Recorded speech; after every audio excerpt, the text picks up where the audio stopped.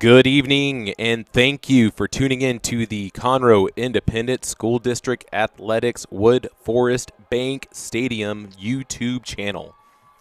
I am Jackson Cochran, and to the left of me is Jeremy McGrail, and we are your voices accompanying tonight's Division I playoff matchup between the Klein Cain Hurricanes and your Woodlands Highlanders.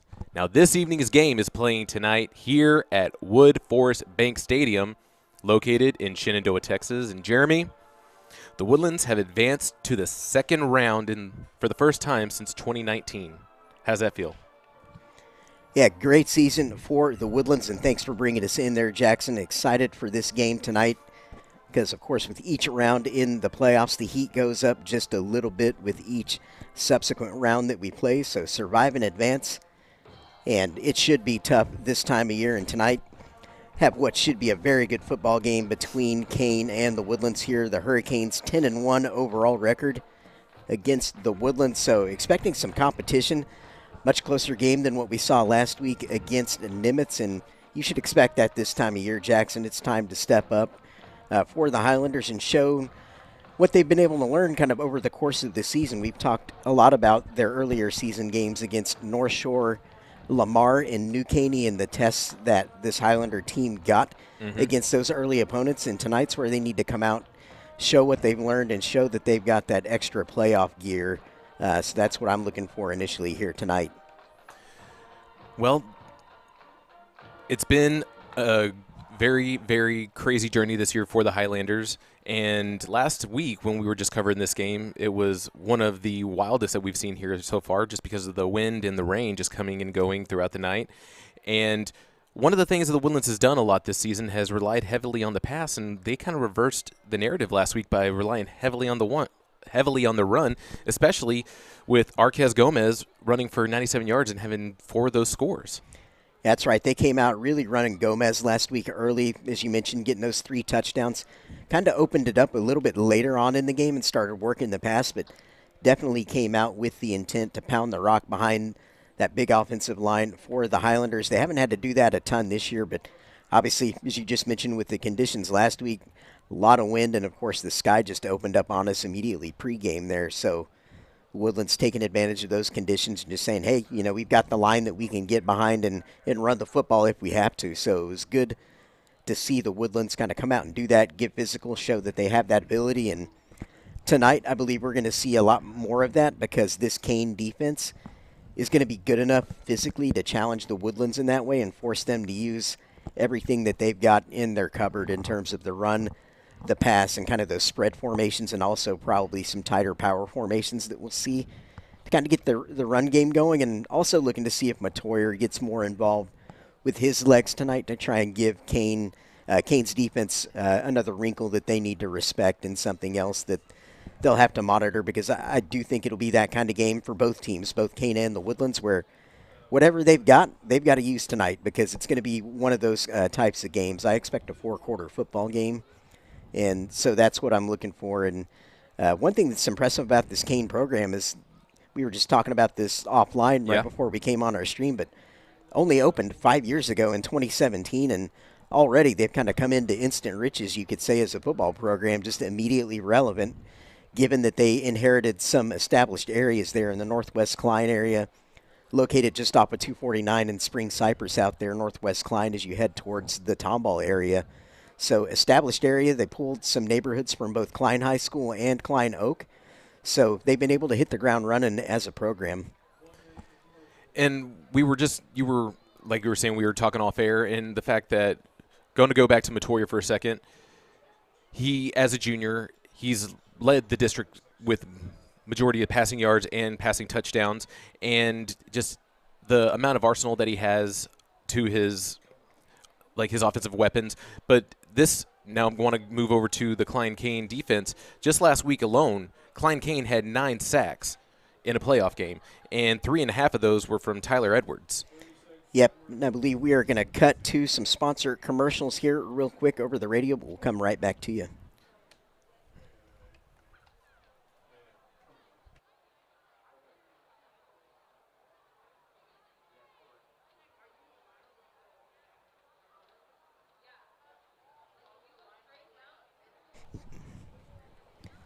No.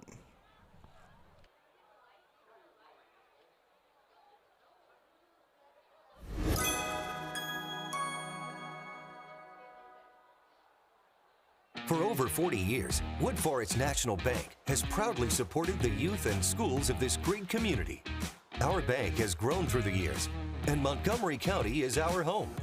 With over 30 convenient branch locations right here in Montgomery County, we are your community bank. Next time you're in the area, stop by and say hi. But for now, sit back and enjoy the game. This is Donnie Buckaloo with Buckaloo Chevrolet.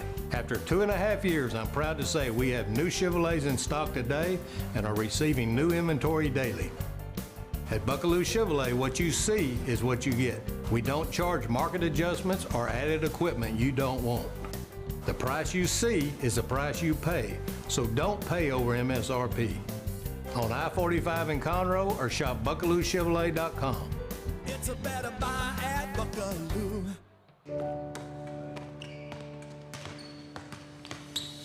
It's not enough to be the leader in robotic-assisted procedures if we're not by your side for every step of your recovery, guiding you back to what makes you, you. Because it's not enough to replace your knee if we're not getting you to the moments that can't be replaced. Memorial Hermann, advancing health, personalizing care. Shopping for a new or used vehicle? Or just looking for a place for good, reliable service? Go with the name you know. Gullo Ford, Gullo Mazda, and Gullo Toyota. The Gullo family has been serving the Conroe Woodlands area since 1970. So the next time you're shopping for a new or used vehicle or just need service, do yourself a favor and go see Gullo Toyota, Gullo Mazda, and Gullo Ford. Or log on anytime at GulloAuto.com. Gullo, let's drive. You've got a lot going on, so how do you find time to take care of you? At Houston Methodist, we work around your busy life.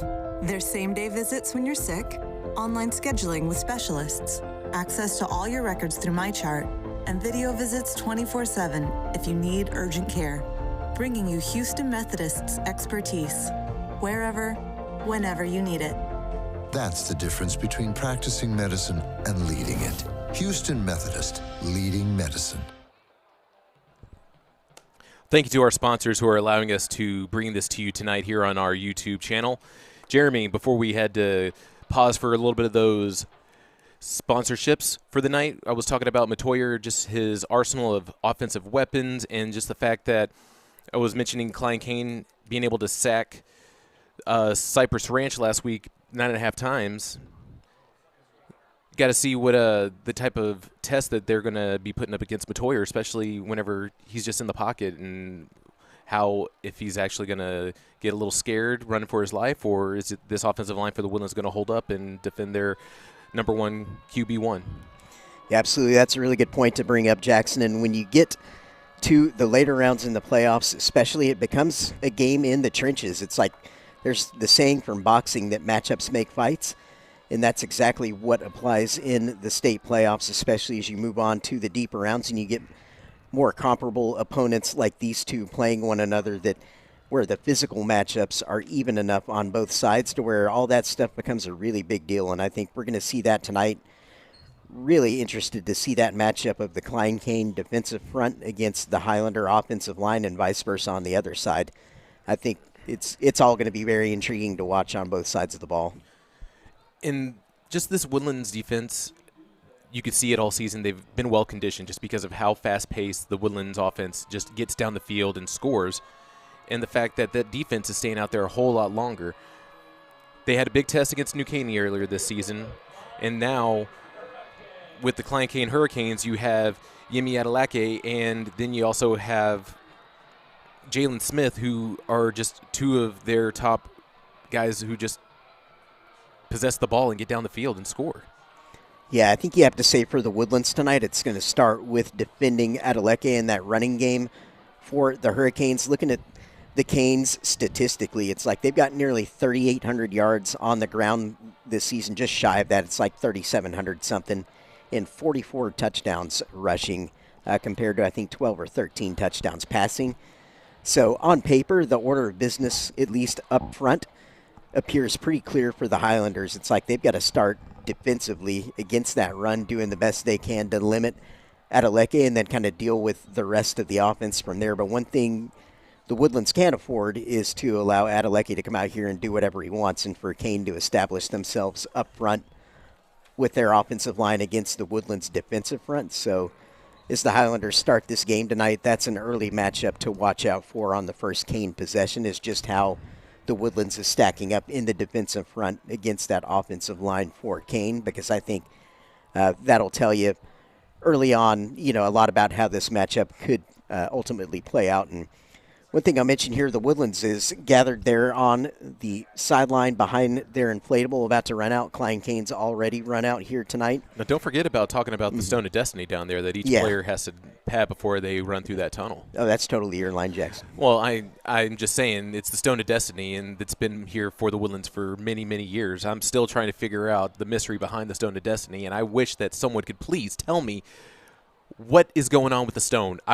I know I can't touch it because I didn't play football for the Woodlands. I know that I can't go down there and touch it, but I just would like to get – it's a celebrity of its own, and I want a picture with it. Yeah, these are these items of mystique that we have to admire from afar, and I'm sure we'll be educated on it in due course as the Woodlands Maybe huddles. we just want to keep it kind of a mystery moving forward. We just address it and just don't talk about it. Yeah, I think that's part of the whole intrigue. It's like with the kids, like we don't talk about Bruno. No. Yeah, exactly. Highlanders in red jerseys, red pants, white helmets, getting ready to run out here, and here they come. We will cut away for the national anthem here in a few seconds, but first, wanted to mention Klein Cain played Summer Creek, Cy Falls, Klein Collins, and Tomball this year. All four of those teams are still playing, by the way, in the second round of the playoffs. Fascinating. Cain went 4-0 against those four teams. Well, their only loss came in a shocker against Klein Forest. That was a 17-14 game that no one saw coming. So again, impressive resume for Cain. But obviously, having watched the Woodlands all year, we know exactly what these Highlanders are all about in the improvement that they've been able to make from last year to this year. And as I mentioned when we first started our pregame, tonight is the night for the Woodlands to come out here and show everything they've learned this season, show they have that extra gear, show that they are hungrier this year than last year perhaps, and they want to get it done, move on to round 3.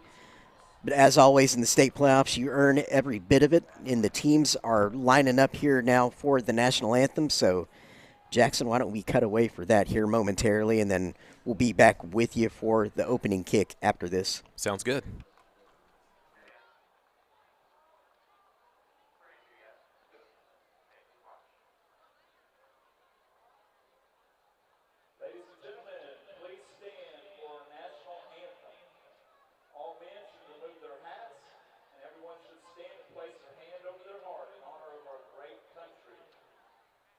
Presenting the colors tonight are the Woodlands Air Force JROTC Color Guard.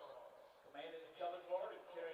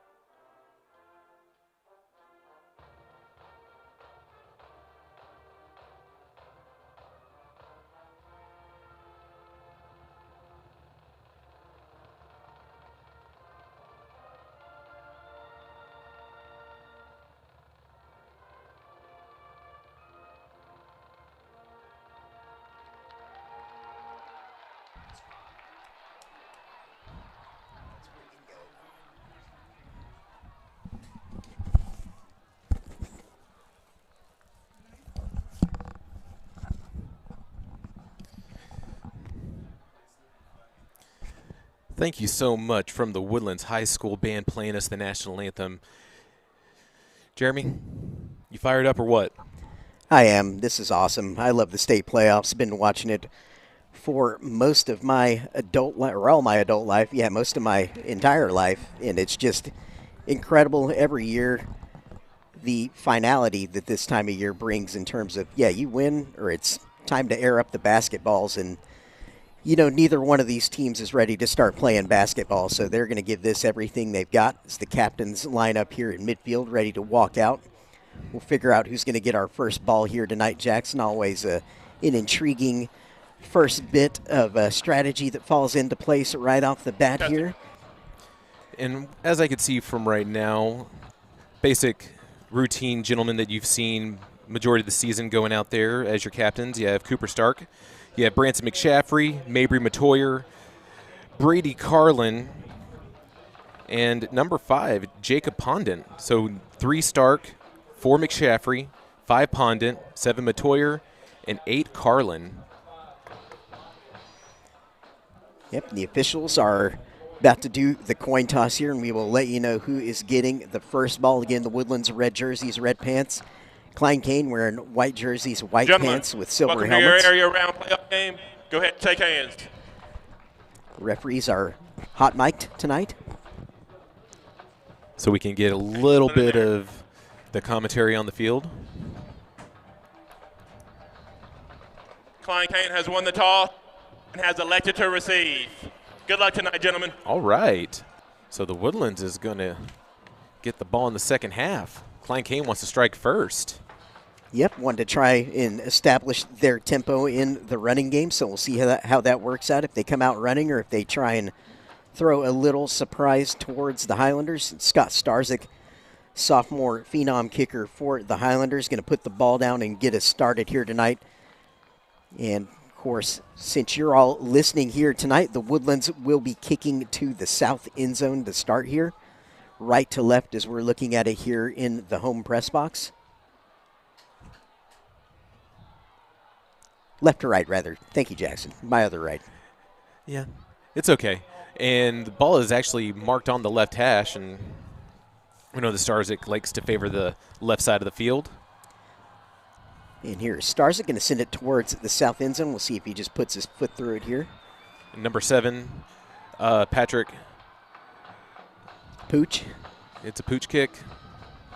He fielded and returned by Cain. There's a little bit of space up the left sideline. He's going to be out past the 40 to about the 44-yard line. I think they will mark that, and that's number 3, Blaine Bullard, sophomore receiver for the Hurricanes on that kick return. Again, took it up the left sideline. I think there was was there? No, I don't see any laundry on the field. Okay, no good. laundry. We don't want to have laundry this early in the game. No, they're going to spot it. Looks like just shy of that 45-yard line. Jackson, kind of the nose of the football right on it. Yep. So 3 receivers here for Klein Cain, split backfield to start. They're going to hand it right away to Adeyemi Adeleke, their star senior running back, number 34. Goes around the left end for about 2 yards. And right there, I see JT Goff, senior linebacker, right there, one of the first ones in on the tackle. So you might be hearing his name a little bit tonight, maybe a lot tonight. 4 receivers for Cain. They're going to go right back to Adeleke again around that left side. He's going to fall forward for about 4 yards that time. Get a positive gain for Klein there, Jackson. And Goff right there on the tackle, just got him right by the shoelaces. Able to try to get some pressure into the line, and as you were talking about earlier, battling those trenches. Yep, we're going to be 3rd and 3 now. 4 receivers in the formation for Klein Cain, trips to the top. Here's the snap, going to fake it, throw slant over the middle, incomplete. All right. And at quarterback for Klein Cain here is Jalen Smith, by the way, senior, number 8.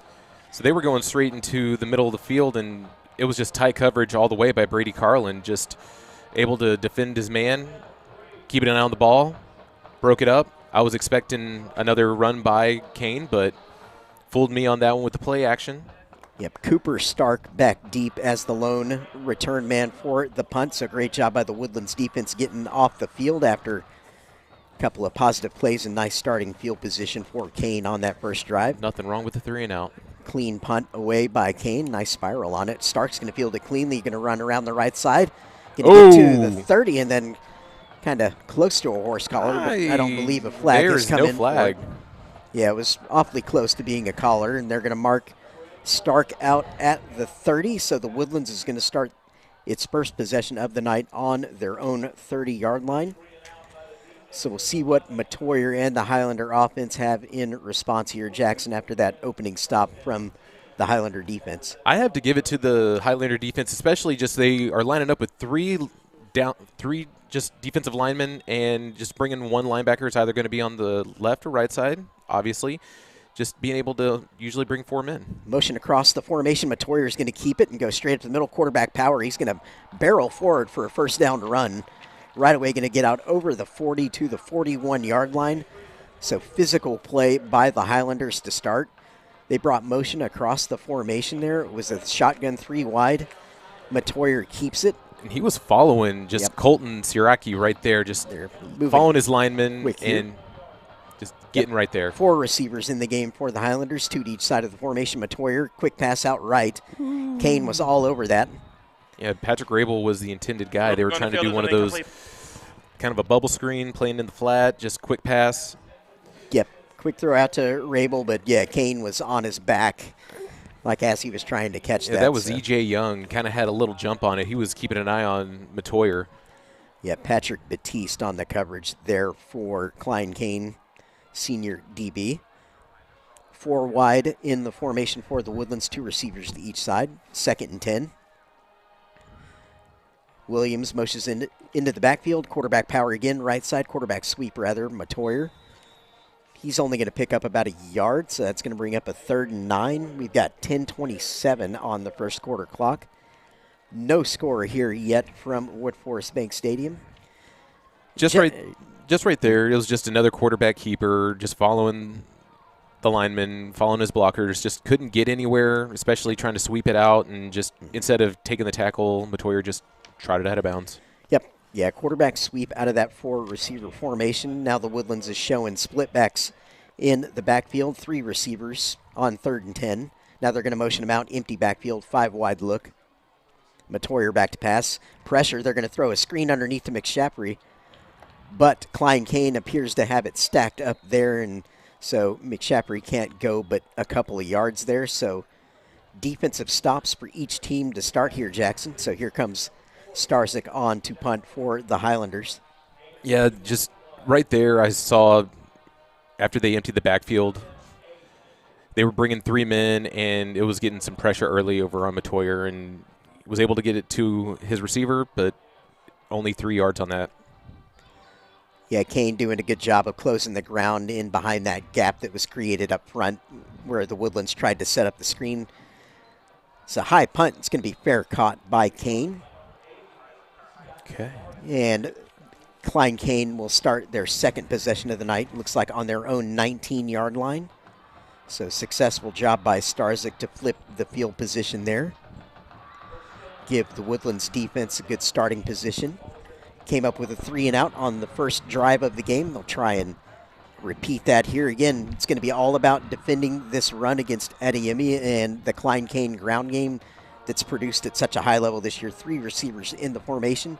Smith at quarterback for Cain. He's going to hand off, fake the sweep, and keep it, but the Woodlands is all over him. And they didn't call him down. No, they did. They did. Yeah, they did. They whistled it.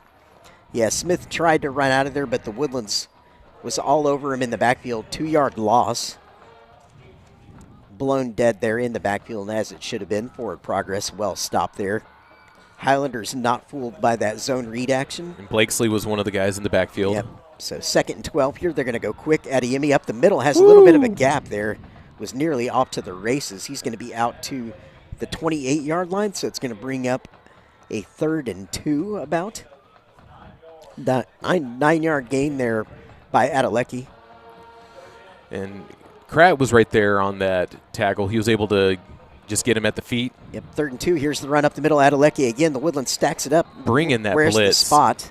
Looks like they got the first spot. down. Yeah, they're going to spot it out over the 30. That's going to move the chains. That was Adeleke right up the middle there out of a 3-receiver formation. 3 receivers still, trips to one side, empty to the other. Adeleke sweep right side. The Woodlands is going to stack that up. Yeah, they're playing the line. 3-yard gain by Adelecki, maybe 2 to 3 yards there. They're trying to get pressure. They're just trying to fill up those holes. It's just Adelecki is actually able to just turn those legs and get that extra yardage, especially whenever he hits first contact. There's the quarterback keeper now from Smith. He's one of the best athletes on this team. He's going to be stacked up for maybe a yard. Really not much there, so it's going to bring up a 3rd and 7. And one thing about this Cain offense is they're hurrying up. They're getting to the line quick. They're trying to be up tempo right now. Yeah, and they're trying to establish that tempo early to try and wear down this Highlander defense a little bit and open up more gaps as the game goes on. So riding the sweep to Adelecki around the right side. He's got a lot of room. He's going to have the first down and a lot more. He's going to be all the way down to about the Woodlands 42-yard line. So Klein Cain, that's why you move fast, because you get the defense on skates a little bit and just kind of into react mode. And it worked there. They did the sweep around the right side, and they're lined up ready to snap it again, 1st and 10. Adelecki again around the right side on the sweep. The Woodlands going to tackle that after a 3-yard gain. They're going through that weak side and trying to throw the defense just off, thinking that they're going to try to hit that left side, but apparently. So ball on the Woodlands 39, 7:25 on the clock in the first quarter. No score, 3 receivers. Fake. Quarterback's going to keep it and try and go up the middle. The Woodlands stacks him up, no gain. Yeah, they're stacking up with at least 5 right now. They're trying to defend this run and be able to put that stop right there, yeah. Yep, 3rd and 7. We're nearing the 7-minute mark here in the first quarter. It's going to be a physical football game. You can already see it here, Jackson, right from the off. 4 receiver set for Cain. Going to fake to Adelecki. Oh! Nearly picked off by the Woodlands. Tipped in the air, but it hits the ground. Woodlands defensive back had the read on the play. That was right in Owen Cuff's hands. Yeah. I'm looking at the replay right now. He had it. Both hands. Yeah. But that's why he's a defensive back. 4th and 6. Looks like they're keeping their offense out there. Yep, kind of in that weird area. They're on the 38-yard line of the Woodlands. And you can hear this Woodlands crowd getting behind their home team. Yep, so we'll see if they actually end up going for it here. If they do a quick kick style thing, they're staying in their 3-receiver formation. They're going to go for it. Quarterback sweep. They stop him. They got him. Cold, not even close. They got him behind the line of scrimmage. They're going to say forward progress is stopped right. They're going to say that he got back to the line, but no, they stopped him in the backfield. Yep, Cain trying to open up a little bit of a seam there for Smith to just kind of let his speed take over, but the Woodlands said no dice. We're not giving you that space to run into. Blakesley got a hand on it, but then Kratt came right behind him, senior linebacker, number 11, Tommy Kratt, got in there and helped finish the job. Yeah, and Jackson, we've been calling both of those guys' names a lot the past couple of weeks. Yes, we have, and just some people that you look forward to just saying their names. Yep, 1st and 10, first play of the drive here, sweep. There you go. By the Woodlands up the middle, he's loose. It's Arquez Gomez making stiff miss. arm. He's inside the 35. There's late a flag comes in, and it actually nails Gomez as he was standing up there in the back. It could be a late face mask there, Jackson, you think? I believe so. So that'll really make this great. He was tackled right about the 34-yard line of Cain after that long gain on a great run. And we should get 15 more on the end of this. Heck of a way to start the drive for the Highlanders after another big defensive stop. Just waiting for the referees. They're actually conversing more on the back, like behind Matoyer. Foul. Face mask. They're calling it on the Woodlands. That was a stiff arm. Yeah, you don't see that called very much, Jackson. Offensive face mask. No. That'll be marked off from the end of that run. But instead of being 15 yards in the plus, now the ball's going to be backed up to the Klein Cain 49-yard line, so still inside the Cain half, but barely after that. So 2x2 shotgun here for Matoyer, 4 receivers in the game. 1st and 10, 6:33 on the clock. Matoyer's going to quarterback draw up the middle. He's going to rumble forward for a first down yardage, as he did on his first carry of the night. Move the chains. He's down to the Cain 38-yard line after that. Looks like Matoyer, well, the offense in general, they're knowing that they're going to be bringing a lot of that pressure, and they're just going to let that come up and just try to clear that lane for Matoyer to just run down the field or any running back. 4 receivers blitz. In. Klein Cain trying to blitz, but we'll see if they were drawn. That was 93 for Cain coming off. Yeah, a lot of movement by Klein Cain there. Offside. They're going to go Defense offsides. number 93. Unabated to the quarterback. 5-yard penalty. So we're still scoreless here in the first quarter. Still scoreless, but the Woodlands on the move here. It'll be 1st and 5 on the 33-yard line of Klein Cain. Matoyer giving the signal to his offensive line, giving him the play for receivers in the formation. Both teams operating very high tempo here. Matoyer looking deep down the sideline, has a man. It's caught. Touchdown Highlanders. And who is that on the catch? That was Branson McShaffrey. McShaffrey. Yep. Senior receiver, great grab. Looked like he ran kind of a go route there and got about 2 yards of separation on the DB. Matoyer drops it in the bucket, Jackson. Excellent route run right there by McShaffrey. Just able to get that extra move. That's just precise route running right there. And then Matoyer trusting his wide receiver, just getting it, and as you said, catching it right there in his breadbasket. And Starzyk boots the extra point through as per his custom. So with 5 minutes and 54 seconds left in our first quarter tonight, the Woodlands strikes first. Matoyer to McShaffrey on the touchdown. Game on. We got push-ups happening in the end zone, always a good sign for Highlander faithful. Yes, very much so. I need to go ahead and get my Thanksgiving regimen in order because I know I'm going to be doing some heavy eating come Thursday. Yeah, so I need to get their workout routine. Yeah, we got to take care of these calories we're about to intake here. That's why we drink Coke Zero, right? Yes. Right? Okay. One of many reasons, yes.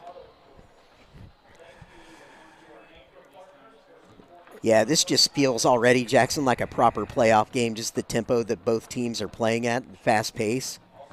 Woodlands opening the scoring for us here, the physicality we're seeing from both teams. This is what it's all about here in the Texas High School Football State Playoffs. Now, I don't want to sound cliche, but this could be one of those games where the last team with the ball is who's going to end up winning the game. Yeah, the physical matchups, I think, are in place on both sides just from the early eye test here, so we'll see what we end up getting, but enjoying every minute of this so far, every snap.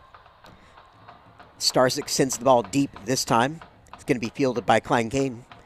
Returner coming out, going to try the left side, but the Woodlands coverage team all over it. And they're going to smash the Cain returner right about the 20-yard line. He started at the 5 on the run. That was number 3. That was Blaine Bullard again, getting the second return of the night for Klein Cain. So we only got 15 on the return. It's good by Starzyk, just kicking it, keeping it right out of the end zone so they don't get that 25 yards. So, yep, Highlander defense, of course, enjoying having the field position that they want, which is Klein Cain starting on their own 20-yard line to start this drive. 3 receivers in the set for Cain. Smith at quarterback. Going to ride it with Adiemi around the right side. He's got space. They got to make a one-on-one tackle out there. And Adelecki's going to spin forward for the first down. That's a 12-yard gain on that right side sweep. So that's where he's had the most joy so far. He broke the long run on the last drive right around that right side, too. And they're going hurry up. Adelecki again. The Woodlands stuffs it right at the line of scrimmage. No gain.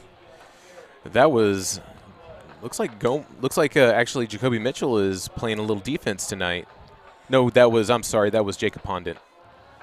That 2 and 5 kind of confused me for a second. Yep, 4 receivers in the formation here for Cain. 3 to one side, 1 to the other. Number 77 goes in motion over there. Cain moving towards the north end zone play action. Going to look over the middle again for a slant, incomplete. He was looking for Grayson Dunbar, number 80, just right in the middle of the field. Woodlands playing nice tight man right there, just able to not let anything happen, be able to get a hand on it. Yeah, and all Jalen Smith at quarterback so far here for Cain tonight. And he is naturally a receiver. He has both caught the ball, run the ball, and thrown the ball this year. So he's kind of a triple threat athlete. Little unicorn. Yeah, exactly. Cain has another quarterback they've used this year. Smith rolls to his left, trying to find a man downfield, but nobody open, incomplete. Throwing it from his left side. Now it's looking to no flags on the field. That's going to bring up a 4th and 10. So the Woodlands defense standing strong. In Jackson, from what we've seen early on, it appears to be all about whether or not you can handle Adeleke in that run game. Very much so, in the fact that they're bringing more men than they typically do. They usually play with 5 defensive backs. I'm seeing a little bit more linebackers in the middle of the field, maybe 4 defensive backs, because they're usually doing that kind of a 3-4 little. Yeah, 4:54 on the clock as this punt goes away. It's going to be fielded and returned here by the Woodlands around the right side. He's got space to do something. There you go. Here he goes up the sideline. Farrakhan makes a man miss. 15, 10, 5. Oh, yes, he does. Woodlands. Yes, Farrakhan he does. Jr. takes it all the way. How about that? Special teams getting it done. 4:38 on the clock here in the first quarter. The Woodlands put 6 more on the board. 13-0 Highlanders. How do you like that, Jackson? I loved it. That kid is explosive, especially in the return game. Quanell Farrakhan, he's just a sophomore. He's a sophomore and just gets it and just returning it. I'm sorry, I'm just lost for words just because I'm just in it right now. This is just an exciting game right now with the Woodlands coming up 13-0, pending the point after. But 100% Quanell Farrakhan just showing that he could put on the burners and just find a lane and get to the end zone. Yeah, it was a very returnable punt.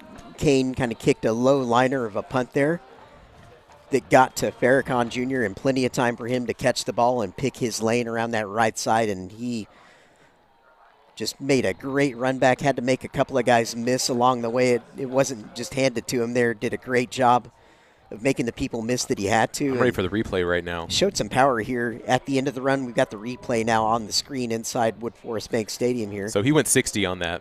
Yep, 60-yard return. Picked up a nice big block there early on in that return. But you even see that they were trying to pull him down with a horse collar, but he was able to still just fight it off and just cross the plane and gets the touchdown. Yep, Starzyk tacked on the PAT, so your score now, the Woodlands 14, Cain 0, 4:38 to go in the first. Very impressive special teams contribution and impressive by the Woodlands to get this early 14-point lead, Jackson. And this isn't Farrakhan's first punt return for a score this year. He did it earlier this season, and majority of the games that the Woodlands have played when they have outscored their opponents going into halftime, they've usually brought out their second string, but it's still the first score. I'm not going anywhere near that right now. It's a nice favorable lead for the Woodlands as we are still here in the first quarter for this nice, amazing, fun playoff matchup. Absolutely. You come into a game like tonight expecting a 4-quarter battle, so no slowing down. Keep the foot down. Keep the pedal down to the floor as Starzyk tees it up here. Nice little burnout.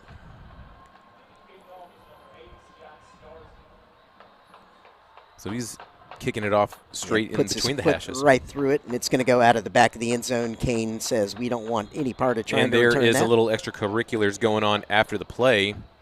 Sure, just exchanging Thanksgiving recipes, Jackson. Yes. I hope that... Just pleasantries. Now, are you a stuffing or a dressing man? Neither one, actually. Oh, how dare you. I'm all about the sweet potatoes, the turkey.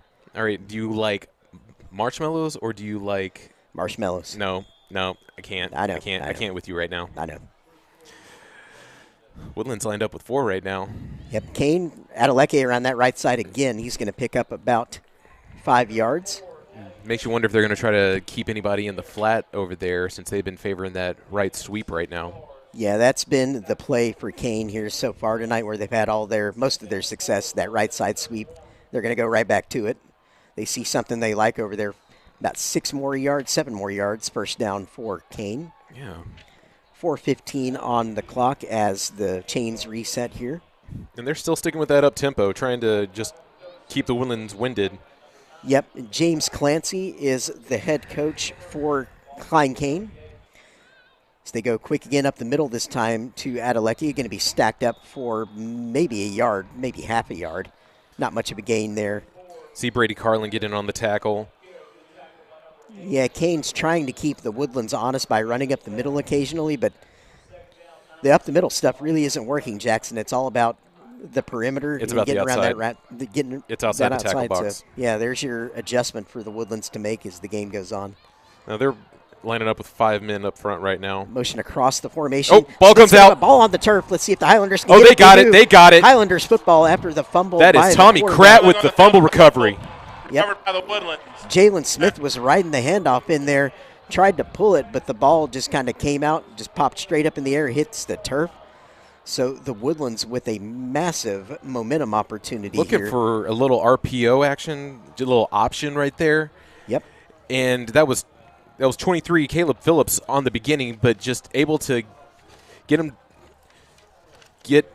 to fumble the ball, and then it was Kratt right there just to pick it up. Yep. And actually not pick it up, just fall on it and get the offense.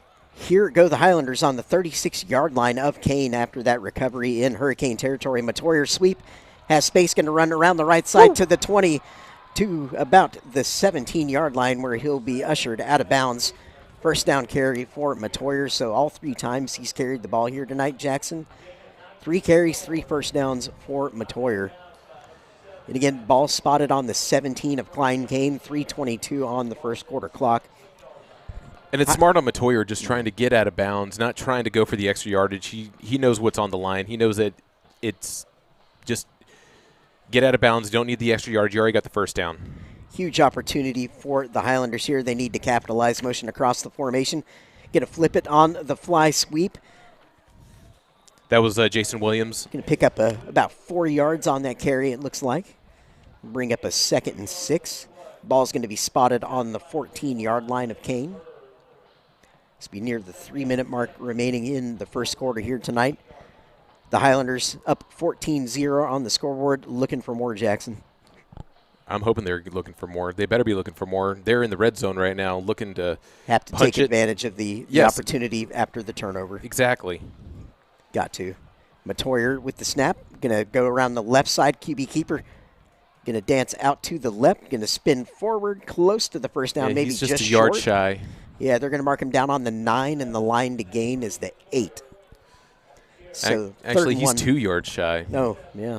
Either a long one or 2, yeah. Going to be 3rd and 2, according to the stadium scoreboard here. 2:22 and counting on the first quarter clock. Just Matoyer, it's that little delay he's doing right now, just letting the play develop and just using his vision, trying to find that lane, allowing his blockers to get that extra second just to try to just give him that space. 3 receivers shotgun here for the Highlanders, motion across the formation. There's Matoyer pulling. Going to look for it. The pass wide open. Caught touchdown Highlanders. And that's a big Mitchell man Blakesley. touchdown. Mitchell Blakesley. What are you doing? Where did what are you doing there? Mitchell Blakesley on the touchdown reception, broke wide open in the flat area there, Jackson. Great design to that play. Matoyer faked the handoff, pulled it, and then the Cain defense forgets all about Blakesley. He was all alone there in the end zone. He was wide open, and it looked like he didn't think that it was coming to him, just the way that he turned around quickly, jumped up, and just that defensive end jumping up, kind of like a J.J. Watt action. I want to see this again. A little play action move, a little pump. There he is. Oh, I got it. Up a little bit too. He's going to point that out on the. You can't film teach review, tall. Sure. You can't teach tall right there. He's got some mad hops. Yeah, mad hops. Starzik tacked on the PAT there, so our score is going to be the Woodlands 21, Cain 0, 1:57 left in the first quarter, and this is becoming very fun for the Woodlands here in the first quarter. Outstanding use of momentum and taking advantage of that turnover. I'm going to need to take a breath. I need to have some water, calm down. But it's just exciting. It's high school football. It's the playoffs. Yeah, absolutely. It's been played at a very quick pace so far, so we haven't really had any time to kind of give further context in between snaps just because they've both been so quick to the line and to snap. And we don't have any advertisements. We don't have any commercials. We're here. We are live with you on the Conroe ISD Woodforest Bank stream. Yep, absolutely. Starzik has the ball down here to kick it away. And one interesting thing about Klein Cain that I didn't know until doing the research pregame is they were the first new Klein school to open since 2001. Cain opened its doors in 2017 as a school. And they've kind of come into instant riches, you could say, as a football program. They have gained some established neighborhoods as the kick is fielded. Return here by Cain, looking for space around the right. The Woodlands covers it well. They're going to tackle him at the 24. So Cain's got to start this next possession on their own 24-yard line. 1:52 on the clock here, Jackson, in the first. That was a little pooch kick. Liam Lowe on the return, didn't want to just continue to move forward. He was going to the right side of the field, opposite, going back to, I guess, their sideline. I think he saw something or just wanted to get over there. I don't know. Yep, and here is Jalen Smith and the Cain offense back out onto the field, 3 receivers. Fake to Adeleke, pass over the middle. They get one complete here. It's going to move it out about 8 yards, 7 to 8 yards on that gain. Grayson Dunbar, wide receiver, on the reception. Right there from Jalen Smith. And they will give him 8 yards, so that's 2nd and 2 now. 3 receivers still in. Snap. Adeleke, right side sweep. Nice open field tackle by the Highlanders there. Going to stop him for maybe no gain, it looks like. Maybe half a yard they're going to give him. So Owen a cuff, able to get at Adeleke's feet. Yeah, great tackle there, Jackson, by a cuff there. Going to bring up 3rd and 1, maybe 1.5. Actually, that was Way. No, Way got it. Okay. Way. You're right. Way. 3 receivers, trips to the top side, big 3rd down. Adeleke. Around the right side, they've got him stacked up. Can they do it? Yes, they do. They're going to stack him for no gain, maybe a slight loss. So that's going to bring up a 4th down here. And that was Pondon Way. Yeah, so I have an offense helmet off. Please put like at 25 seconds. So are they going to punt team coming onto the field for Klein Cain here? So we are at 47 seconds and counting left in the first quarter as the punt team, Cooper Stark, goes back here for the Highlanders. Huge defensive stop there on the 3rd and short, and Cain's got to be careful now. It's getting to that point in the game where things could kind of snowball against him. Stark is lined up at the Woodlands 37, 38. He's like right there in that little half. And we had the punt snap, but the officials blow it dead. Delay game. Delay game. That's number 5. 5 yards. Remains 4th down. With the way that they've been playing so up-tempo, I hadn't really had to keep an eye on the play clock so far tonight. Yeah, and that's going to move the ball back to 29. The 29-yard line. Looked like the official had picked up the ball there, so I was waiting to see if he was done moving the ball back.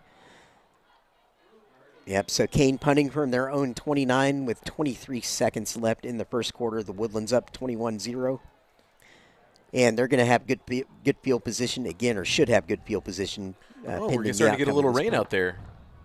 Is it coming down? Looking at the just a little bit. I'm looking out the window. I kind of see a little bit of rain in the lights. The punt is away, but it's a short one. Not sure they're going to have a chance to return. It hits the turf. Going to be downed by Cain. So the Woodlands going to take over great field position. Going to be their own 47-yard line, it looks like, Jackson. So the Highlander offense, another chance to get something done here, taking over the possession in the all-go zone. It's not as bad as it was last week. It's just a light mist going on right now, but I'm just thinking that we're going to have a nice night of just cool weather, a little bit of a breeze, but no, just decided to grace us. Mother Rain wants to grace us with their presence. Yeah, exactly. I thought the rain wasn't supposed to show up until tomorrow, but here is Matoyer, 4 receivers in the set, 1st and 10, 2 to each side. Williams motioning into the backfield now, showing a power look. Going to ride the handoff. Matoyer's going to keep it around left side into the open field, 35, 30, 25, down to the 20, just inside the 20, all the way down to the 19-yard line. Matoyer, I don't think we've seen him use his legs this much all year, Jackson, or at least I haven't in the games that I've done. This is one of the longest runs he's had of the season. He started at their own 40, their own 42, so they are now back in the red zone at the 19. And the first quarter. That's the end of the first quarter. Into the first quarter, the Woodlands leading 21-0. What a start for the Highlanders. Very impressive. Again, we talked about a pregame, but this Klein Cain team is 4-0 against teams that are still in the playoffs as of tonight. So this is not, a pushover that the Woodlands is playing here tonight. This has been a very good Klein Cain team all year. But the Highlanders showing that extra gear that we talked a little bit about pregame that we wanted to see from the Woodlands here tonight, and are they ever showing it? The trenches are starting to take over on both sides of the football for the Highlanders. And I was just about to say before we ended the first quarter there, Jackson, how about some love for the Highlander Hogs up front, opening the spaces for Matoyer to run through? Very much so. And like we were just talking about, that's the longest run so far I've seen this year. And while we're we're praising that offense because they've been putting the points on the board, but just the fact that you are shutting out this Klein Cain offense, the defense doing work, plugging the gaps, making Klein Cain have to actually go to the outside because that's where they've only been able to gain most of those positive yards so far. Yeah, exactly. Nothing up the middle. They've had to do everything on sweeps. So here is Matoyer ready to start second quarter action. 3 receivers in the formation. Back to pass, rolling to the right, throwing back to the left now. Man open. Does it get to him in time? It does. He catches it. Gets inside the 5. They're going to mark it at the 3-yard line, and on that catch, Jackson Aiden Self, number 85, Aiden Self. Matoyer, he rolled right, then he looked back to his left and saw Self wide open. He gets downed right at the 4. Here we go, split back shotgun, moving fast. Up the middle, Mitchell walking into the end zone. Touchdown, Highlanders. How about some more points? And again, things getting slightly chippy down on the field, but no flags. Officials doing a good job breaking things up down there. But yet another touchdown for the Highlanders. Jacoby Mitchell just flat out untouched there. Woodlands' offensive line is starting to dominate. Very much so. Tartan pride, Highlander pride, just fighting because there can only be one. Exactly. Starzik, PAT, going to boot it through. That is good. So score now the Woodlands 28, Cain 0, 11:45 on the clock here in the second quarter.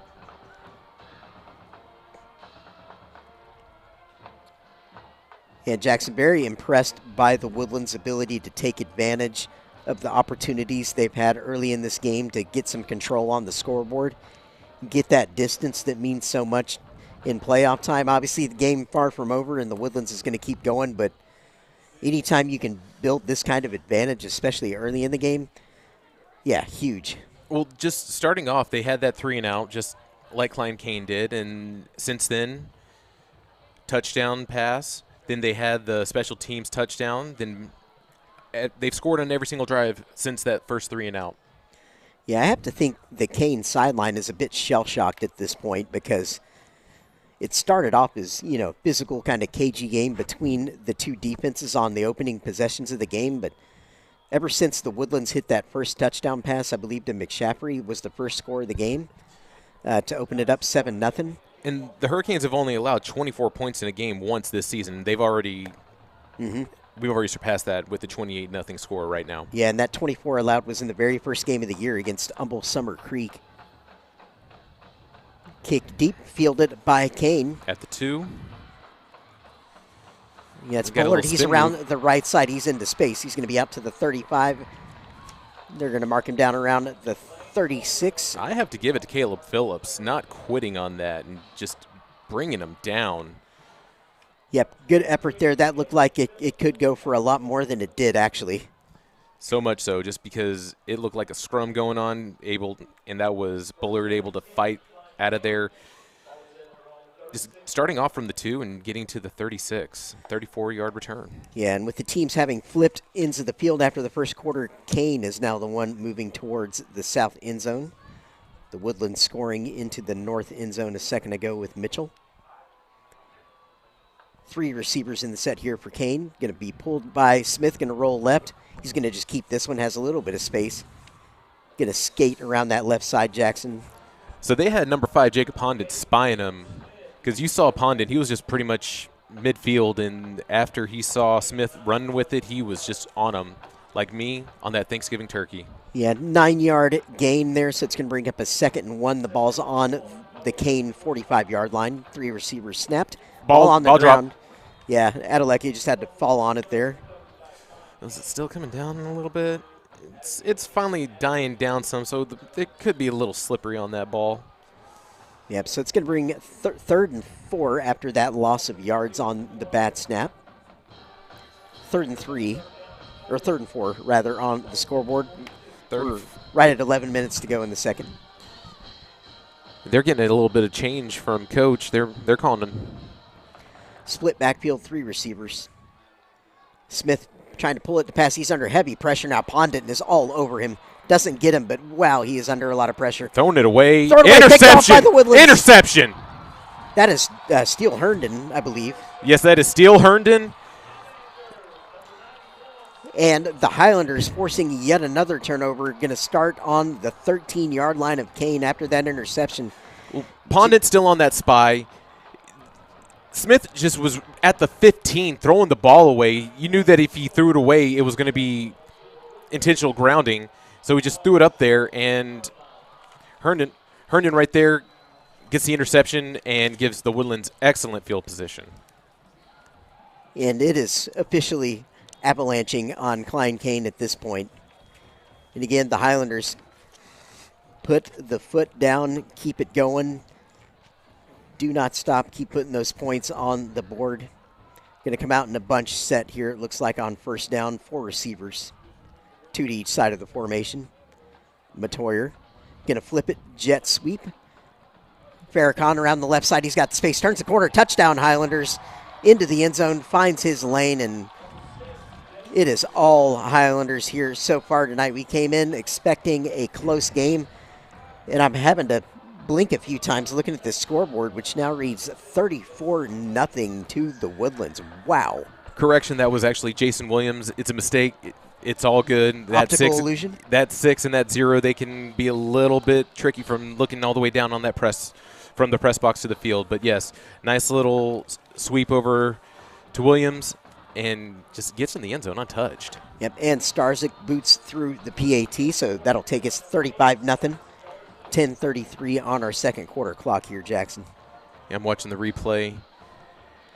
Looked like he was about to get touched and then did a little stutter step, jukes left, and finds that extra space and gets into the end zone. And who was right there to congratulate him? Arquez Gomez, number 1. Yeah, and I have to think, again, the word shell-shocked has to apply pretty accurately to that Cain sideline at this point. But obviously, with 10:33 left in the second quarter, they've got to try and keep themselves in the game somehow. But the Woodlands just taking complete control of proceedings here tonight, and Cain's got to find more in their cupboard offensively to try and get something happening. Well, outside of Adeleke in that run game. Well, perhaps just that loss earlier in the season to New Caney, just they probably had a game plan knowing that they're going to have to challenge and defend the run enough tonight and plugging the holes and trying to not let anything get too far downfield behind them. Yep, and here is Starzyk to send it back to Cain. Pooch. Nice high kick going to be returned by Cain. Be out over the 30, the 40, 45, 50 into the open field. This could go the distance, 30, 20, down to the 10. Going to be ushered out of bounds there at the 9 of the Woodlands. So explosive play. Cain needs all they can get at this point, being down 35 on the scoreboard. They finally get a little positive momentum going after. You would think that Liam Lowe was going to signal for a fair catch, and that's probably what the Highlander special teams were thinking at the same time, since that's what a lot of these guys have been doing whenever they make that kick. Liam said no, and he went with it, and he is at the 10-yard line after starting at the, what was it, the 30?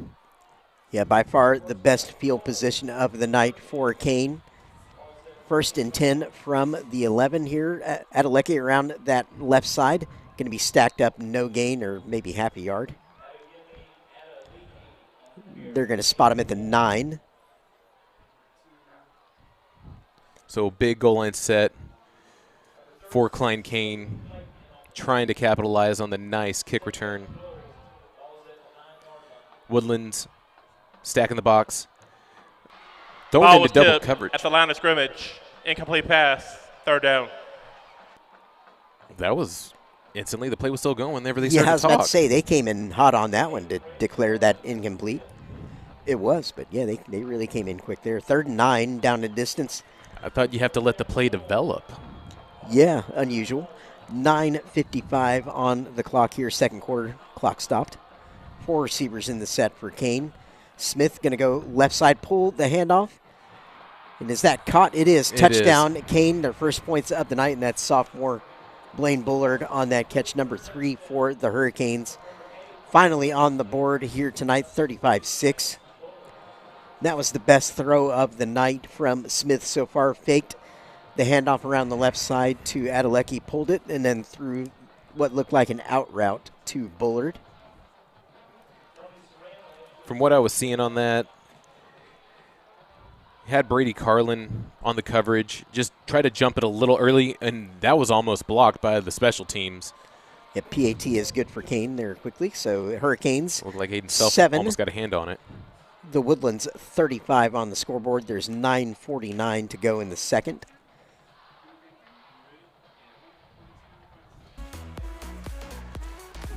So we have a dance cam coming up here live in the stadium. Student section is a little... Yeah, we're going to see if we got any participators here in the dance cam, but Some of them look a little cold out there. yeah, they're like, we're cold. We're not going to do a whole lot of There they dancing. go. Some of them are getting into it. There we go. Yeah, the young ones are into it. Little bit. flex action. Yeah, we just thank everyone listening to our live audio stream here for joining Jackson and Why I do they have on this chicken? YouTube broadcast. They have a chicken with a gold chain.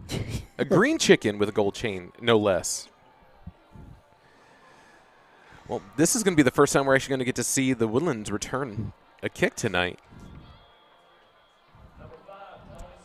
You know what? You're right, because Cain received the opening kick.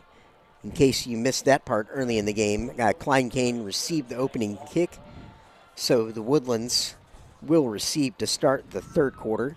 And looks like Shane Walker is the lone man lined up at the goal line. Yeah, they're playing the onside, but they're just going to kind of pooch it up. Going to be returnable here, and that's Gomez with his hands on the football. He's the one you want.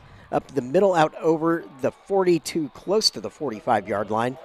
So once again, excellent field position for the Highlanders in what I call the go zone for the offense. Go zone layer. I like it. Yep. Just And nice open lane. Just able to get to where they're spotting them over at the 45, their own 45. Excellent field position to start this off. Yeah, and the Highlander offensive line just taking complete control here tonight, so looking to see if they can continue that dominance here. Matoyer, 4 receivers in the formation on 1st and 10 here. Back to pass. Looking for a quick throw now. He's just going to draw it. Up the middle, Matoyer rumbling forward for about 9 yards. He got the 9. Just success every time he pulls the ball here tonight, Jackson, so far. And that's actually a good call by Matoyer. He was going to do a quick pass and just saw that his man, I don't know who he was really looking to, but everyone was covered really well, just tucked it and ran and got 9. Yeah, it could have been perhaps like one of those quick hitch or bubble type throws on, and he's like, yeah, it's not there. I'm not going to force and risk a pick six or anything like that. So heads up play. We got 4 receivers in the formation, 3 to the near side here, 1 to the other. Matoyer back to pass again. Looking deep.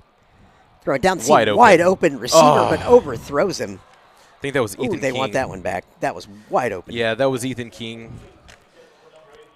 Bring up a 3rd and 1. They took their shot on 2nd short there, Jackson. He was and wide open, they too. had it. They had it. It looked like King might have had it lost for a quick second because he was just wide open. Matoyer just looking directly at him. Yeah, no one for Cain picking him up deep down the field. No one picking up King, rather. It's a nice little route combination between the 2 receivers that were in that area of the field. 3 He was so receivers poised set in the now. pocket. Just no one was coming. Matoyer just had plenty of time. Here's Matoyer showing the handoff up the middle. It is run. First down by Pliny. Gomez. And that carry goes down to the Cain 40-yard line. Jackson, I mean, the Highlanders just moving the pile there. I mean, that was 5 yards gain just on pure surge. Yeah, I'm looking. He was just following number 64, Cross Tucker. And I got to give it to Tucker just getting down the field and just continuing to fight. He's beating one man and then going after another. That's what you want to have in an offensive lineman. Yeah, one of the more experienced hogs up front here for the Highlanders, so he would be one of the guys you would expect to run behind 4 receivers here. I mean, you get to hit people. Yeah, exactly. It's so fun. Yeah. Here's Gomez on a sweep, but he's stacked up by Cain at the line. Maybe slight loss, actually. Going to lose a yard. Cain is playing a few people extra at the line. I believe they had 5 lined up. Just the 3 linemen and the linebackers just crowding, just trying to contain. Yeah, they're going to need to do all they can because so far our Highlander offensive line is dominating. Ball on the 41-yard line of Cain. 7:53 and counting on the clock. 4 receivers set. Matoyer looking for the sideline to get a better play here now. They're trying to show a little bit of blitz action, trying to make someone jump from the Klein side. Cain showing tight man on the outside coverage. Very much so. Now they're backing off. Going to be a run up the middle. There's Gomez hurdling at the line of scrimmage. Breaking another Keeps tackle. his feet somehow. Oh, my goodness, what a run. Oh, Still come on. turning. Oh. About a 9-yard gain. He's slammed down at the end of that play. No flags. But Jackson, what balance and moves there shown by Gomez. He hurdled a man at the line of scrimmage to kind of get into the hole. And then danced around a couple more Cain defenders. Broke one. Outstanding effort. Juke. Trying to stiff arm action on it. Rodeo tackle there by number 7, Batiste. I mean, it was a clean tackle. Good tackle by Batiste there at the end. Like I watched the NFL Network, Good Morning Football. I believe it's Kyle Brandt. He has his angry runs. That was pretty much an angry run right there. 3rd and 2. Matoyer's going to take it himself around the right side. First down. Nice little hurdle right there by Matoyer. Yep. Not as high as Gomez got on that previous play. They list Matoyer around 6'4", 6'5", I believe. So just, Well, doesn't need much to lean forward. I believe it. Ball on the 29 of Cain, the Woodlands. 1st and 10, 6:35 on the clock and counting here in the first quarter. Up 35-7 are the Highlanders, looking to just keep pounding and adding more points onto that scoreboard here and take advantage of the great momentum they've been able to create here in this first half so far. And what we were talking about earlier in the game with the pre-show is more of just the Woodlands, which they're about to call a timeout as the play clock gets to 1. I'm out. What? But they usually, the offense finds their way down the field quickly. They score right away.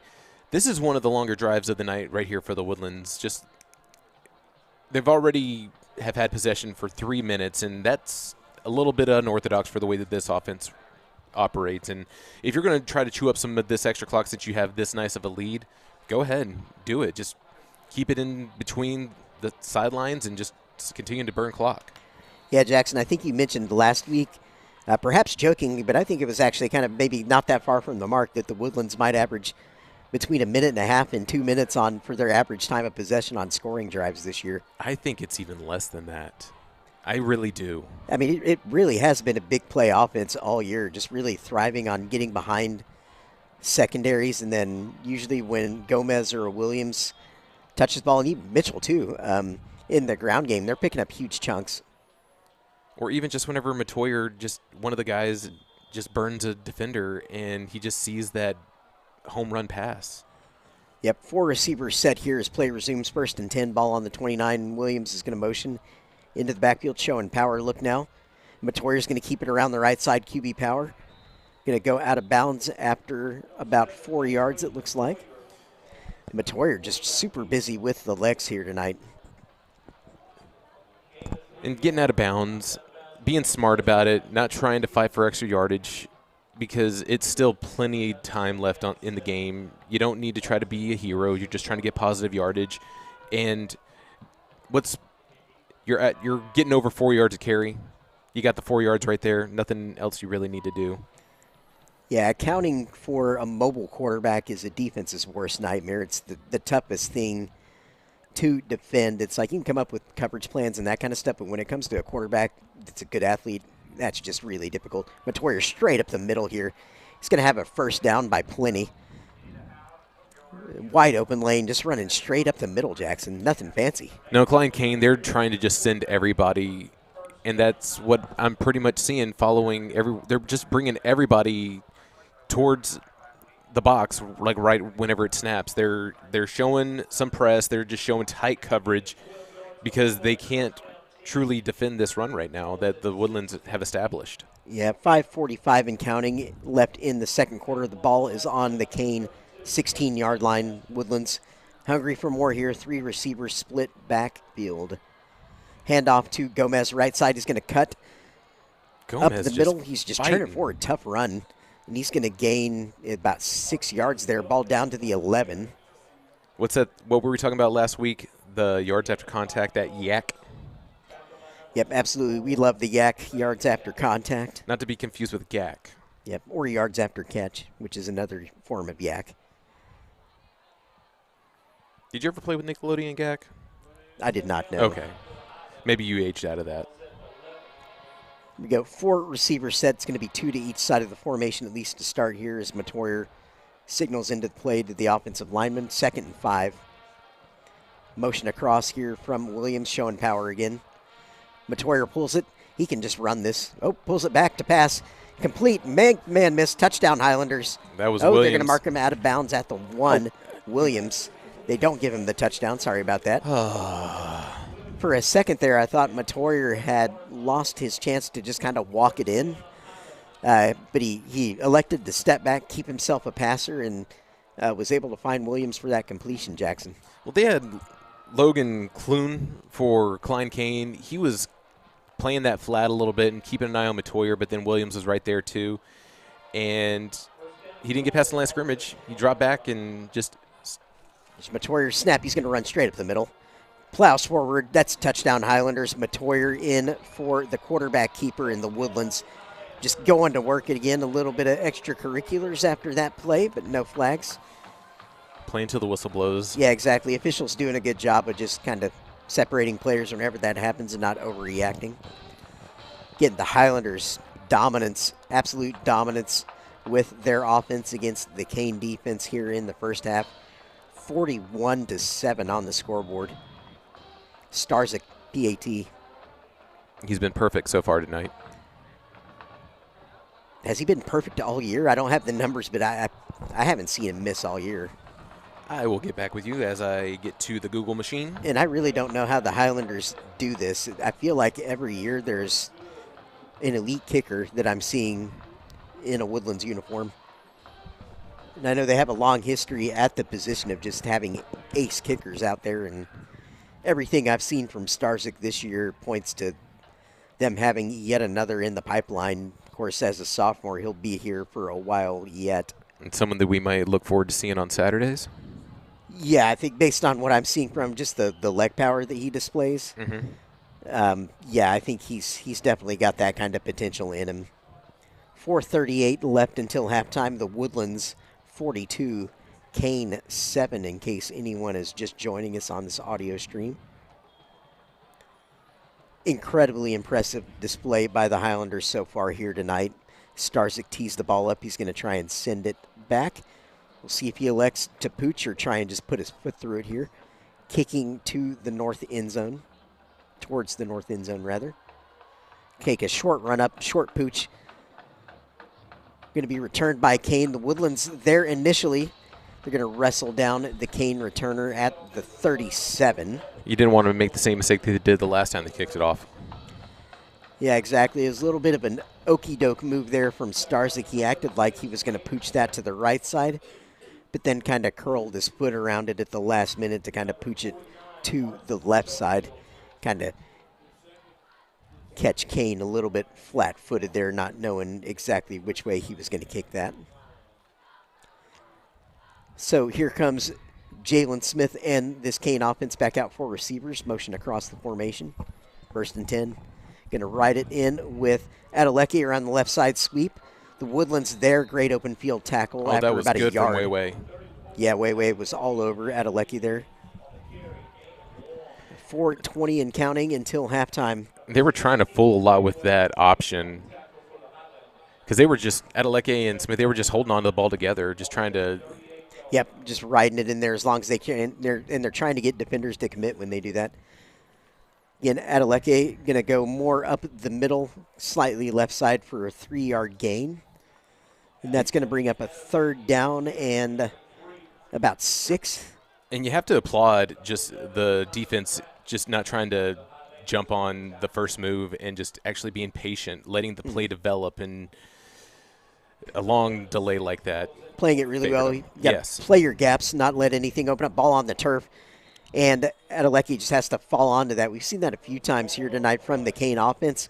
It's going to bring up a 4th and 10. So, yeah, just a little bit of discombobulation there in the backfield as that ball hits the turf for either the 2nd or 3rd time tonight on kind of a sketchy snap from Cain. Yeah, it's still coming down a little bit. It's not a heavy rain. It's just a light drizzle going on right now, but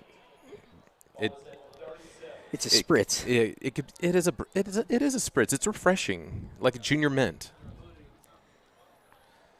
So it's 4th and 10. Klein came back to punt again. Looks like Farrakhan's back to return. He's going to signal for the fair catch. And the Woodlands offense is going to take over at their own 36. No, that was Starkey. I apologize. But I'm finally finding a few numbers. I know we were talking about Starzik earlier. I'm finally coming and whether across, or not he's actually missed this year at all. Yes, I'm finally was able to get up our stats for kicking. I know there haven't been a ton of field goals just because this offense tends to score touchdowns. Yes, he has been perfect this season on PATs, and they haven't really had to rely too much on field goals because they did kick one field goal last week where he was 1 for 1 and then perfect on all PATs. So yes, he has been perfect all season. Regular season 62, and then last week 10. Here is Woodlands showing power. Look, first down, handoff to Gomez, left side sweep. Breaking He breaks tackles. through it and shows some quickness out across midfield down to the Cain of 48. And yet another great job of just staying alive there. Didn't appear a whole lot in that in terms of having a big lane initially. They'll spot that on the 49 of Cain, rather, but either way, across midfield, Jackson. It just looked like the play was going to be over right when he got into the scrum and able to just slip out of there and even just contorting his body to just make kind of a juke action. Here's Matoyer pulling it, play action, looking deep down the seam. Klein Cain defender does a good job getting up for the PBEU there. He was looking for McShaffrey right down the seam. Yeah. Play did not come open as anticipated, but thankfully not intercepted. Yes. It was just I was just more in awe just like how Gomez was just able to just switch his legs and just change it kind of like – now I'm not trying to put him in this kind of – I'll let the play start. Matoyer drops back and finds McShaffrey on a quick pass, gets 5 on there. Yep, we got 2:13 and counting until half here, Jackson. Yeah, I wasn't going to try to put Gomez in this kind of company, but that kind of reminded me a little bit of a Barry Sanders, maybe a little bit of a sweetness himself, Walter Payton. He is seriously quick, I'll say that. 4 receivers in the set here as Matoyer looks to the sideline. 3rd and 5 here, Jackson. 3rd and 5. We're under 2 minutes to go in the half now. 150 and counting until half here. And the Woodlands will be getting the ball back to start the second half. Yeah, so if you can put some more points on here, that would be just, icing on the cake here for this first half. Haven't seen much of Farrakhan as the Woodlands are going to use a timeout. Woodlands, second charge timeout. Yeah, after that punt return for a touchdown by him earlier, not a whole lot of involvement just in the regular offense, but obviously doing his job there on special teams earlier, Jackson. Well, Matoyer's been finding a lot of open men right in the middle of the field. He hasn't had to really go towards the sidelines as much, and that's where we usually see Farrakhan, unless he's coming back in on a jet sweep or even one of those little shuffle passes, as we see a kid in the crowd do the gritty. Can you do the gritty? I cannot. I know of it, but I can't do any of that. I can't do floss. I can't. My 12-year-old son makes fun of me. Your dentist needs you to floss. Yeah, my 12-year-old son just really enjoys making fun of my moves. I'm more of a rocker. I like the good guitar solos and that sort of music, so not much of a dancer. Okay. Nothing wrong with that. More of a headbanger. Okay. Little Metallica? Yeah, a little bit. Okay. Never hurt anybody. No. Or at least, not that many. But all right, here is bunch formation here for the Woodlands, 3rd and 5. 2 receivers to each side. Matoyer pulling it. Play action. Throwing it to the right, wide open in the flat. Gomez going to have the first down by a couple of yards. Out of bounds, too. Minute 29 on the clock after he ran out of bounds. Chains moving. Jackson, they're going to spot this at the 38. I think they were going to do it at the 38. Yeah.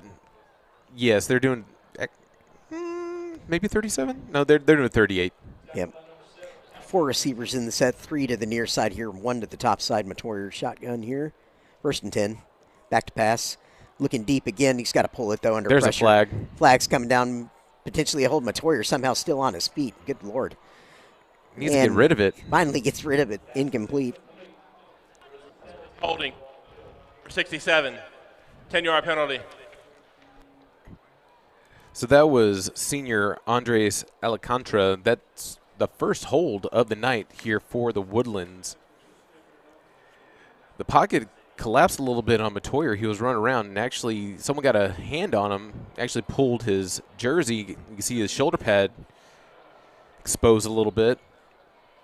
But he was able to get back there, reset, and he was looking for Gomez before the play concluded, before the flag happened.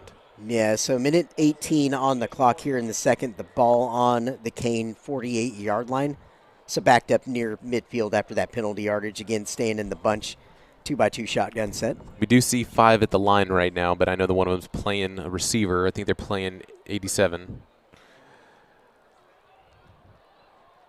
Quick throw out there to Jacoby Mitchell into space around the left side. He's going to have the first down all the way down to the 26-yard line of Cain. Again, just a little flare pass out of the backfield there, Jackson. He gets 20. Yeah, he gets over 20 on the reception. Yep, so the chains just a nice little screen. Not really a screen, but just finds him in the flat, open space. Just a little dump off, like you were saying. RB flare, 4 receivers in the set here.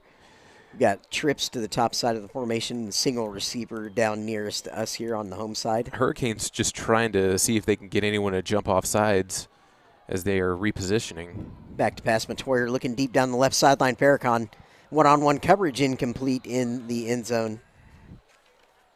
There's a little bit of a conversation happening over there. That was looks like Klein Cain's Davin Martin was just telling Farrakhan, "You're not going to beat me." I think that Farrakhan, it was really tight. He just had an extra step on him, but 2x2, 4 receiver set here for the Woodlands. Matoyer back to pass, quick throw into the slot, complete. Looks like Aiden Self. Going to be down to the 24-yard line, just a couple of yards on that. And the Woodlands has 1 timeout remaining. So we are at 48 seconds and counting until half. Again, Woodlands getting the ball to start the third quarter here, Jackson. So, trying to put themselves in position to at least tack on 3 here right before half. They're going to let the play clock wind down and get one play and see if they get some positive yardage, and we'll get to see the leg come back out. Yeah, unless they try and throw in the end zone here. We'll see what happens. Matoyer back to pass, rolling to the left. Going to throw an out route caught and out of bounds. Smart play there. He's going to be 4th in inches. Yeah, Aiden Self on that catch, I believe, junior receiver for the Highlanders. Woodlands, looks like they're keeping the offense out there with 20 seconds left. They still have 1 timeout. Nope, here it comes. Here comes Starzyk.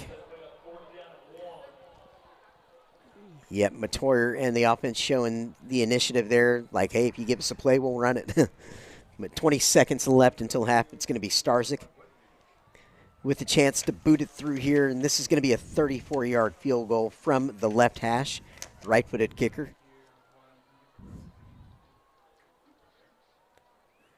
Kick is up cleanly, has the distance, and it is good. He had at least 10 extra yards on top of that. He's got plenty of leg for that. Yeah, 34-yard kick is good. So with that field goal, the Woodlands stretches their lead 45 for the Highlanders to 7 for Klein Cain. 16 seconds left in the half. Jackson, job done there for the Woodlands, putting some more points up. And they have scored on every single drive except for their opening drive. After the 3 and out, they have been able to just continue to put points on the board, whether it's from their special teams or it's from this offense. Yeah, and just to read off the scores, I know, Jackson, you alluded to this a little bit earlier, but against those 4 playoff teams that I was telling you about earlier that Klein Cain has played this year so far, against Summer Creek, they allowed 24 points. Against Cy Falls, 14 points. Against Klein Collins, they gave up 21. And against Tomball a couple of weeks ago, they allowed 10. So, yeah, I mean, this has been a team that's played good defense all year, and they've done it against good opponents. And for some of the realignments that have been happening, a lot of district play, it usually starts sooner more than later because you usually have about 4 weeks of non-district play, and then you just start to play within. Yep, squib kick to Klein Cain there as he runs around the right side. Gets out to about the 40-yard line before he's knifed down there. Continue, Jackson. Oh, yeah, that was Liam Lowe again, just getting positive yards on these kick returns, and I think they don't need to kick it to that man for the rest of the night. But yes, just the fact that a lot of non-district in recent seasons, you usually have 4, maybe 5 games, and then you start to play within your competition within the district. And if you don't have a lot of challenging teams, it's going to be difficult for you to try to get a lot of those other challenges out of the way early. Yep, so 8 seconds until half. Cain in the gun, going to pull back and throw deep down the right sideline. Looking for Patrick Batiste, one of their better athletes, but overthrown. That was that? No, that wasn't Way. That was number 15. That was Luke Jones. Yeah, Luke Jones on the coverage there and was one-on-one against one of the better athletes on the field here tonight and was able to hold his own there. Yeah. As that ball falls incomplete to the turf. That 3 seconds remaining in the half, so one more play, I believe, is all Cain's going to get here until we go into the locker room. 4 receivers. They're going to fake to Adeleke around the left side. Now Smith's just going to kind of run for his life around the left side. Try and throw into the flats, incomplete, and that's going to do it for our first half, Jackson. All right. The Highlanders are going to maintain that 45-7 lead into the locker room. Incredibly impressive first half from the Woodlands. Wow. Before the last kickoff, we were going over, I was just addressing a lot of the plays.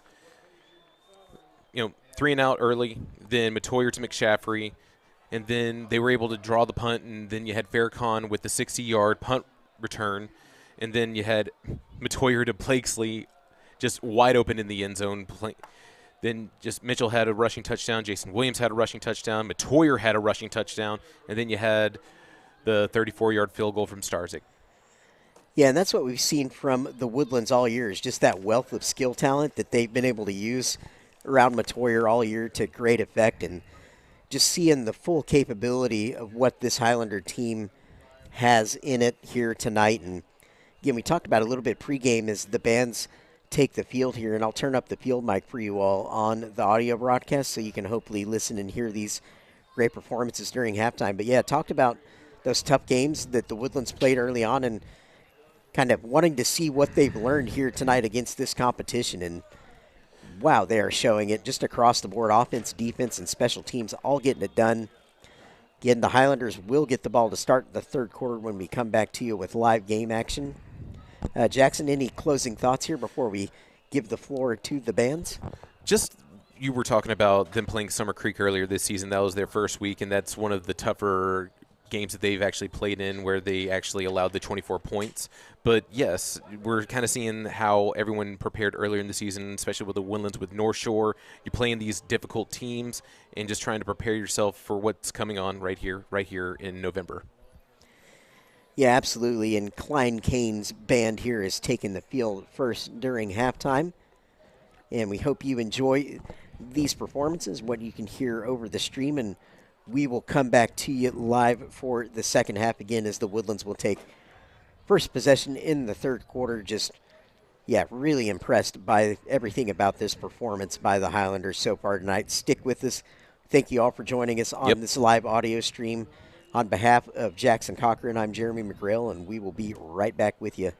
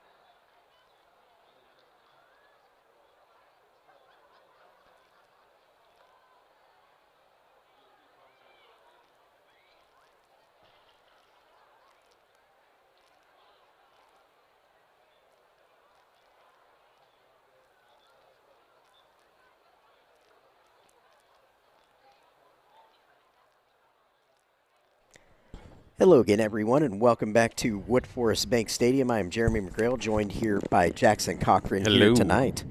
Hello, Jackson. Hello. The teams are out and going through their warm-up routines here as we are a little over 3.5 minutes away from the start of the second half. The Woodlands up 45-7. Jackson and I were looking at some playoff results here during halftime so far, and yeah, a lot of stuff going on around the state of Texas tonight, as you can imagine, in both brackets. Here in the Division I bracket, so I'll start here locally and run down the matchups that are taking place around this Woodlands Cain game here tonight.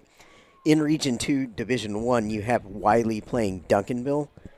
Duncanville currently leading that game 34-0, I understand. The Panthers were heavy favorites to move on there, and if the Woodlands is successful in finishing off this game here tonight against Cain, they would play Duncanville in the regional semis next week. Duncanville, a team from the South Dallas area and one of the elite programs in the state of Texas right now. So that would be just an amazing encounter if the Woodlands can finish the job here tonight. You have Rockwall against Waxahachie in a DFW area matchup there. And then finally another Houston area matchup between Spring Westfield and Klein Collins. And I understand at halftime, Klein Collins is up 24-21 over Westfield in that game. That was expected to be a pretty good football game and living up to the hype in that one.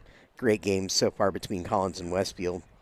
And obviously our game here tonight, Woodlands up big over Cain, 45-7 at half after just an incredibly impressive first half display by the Highlanders. And Jackson, do you have any other playoff scores you want to bring up here that you've been looking at, or general thoughts on the first half? Well, I was looking into just seeing how New Caney was doing, and they're playing at home against Tomball, and they are just up only 4 points, just 7-3 right now, and something that you really don't see that often from New Caney, especially since they put up a lot of points and were undefeated for our district. But other things, I know that we're talking a lot of high school football, but the Lady Highlanders are in the state championships for the volleyball team, and they just got underway not too long ago in Dallas against Dripping Springs.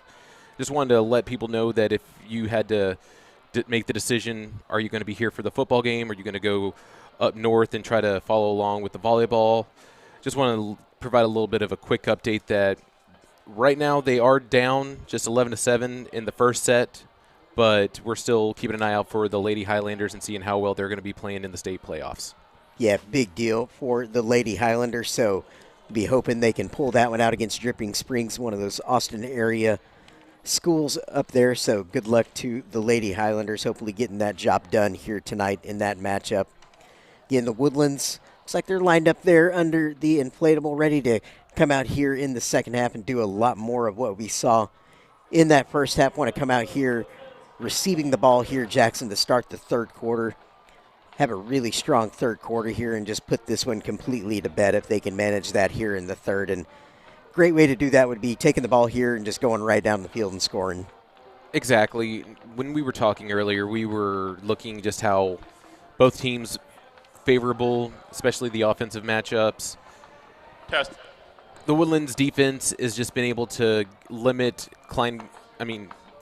their rushing yards, and the only big play that Klein Cain had tonight was obviously off of the kick return by Lowe. And other than that, been able to make plenty of stops because you let them get to the 10-yard line. Mm-hmm.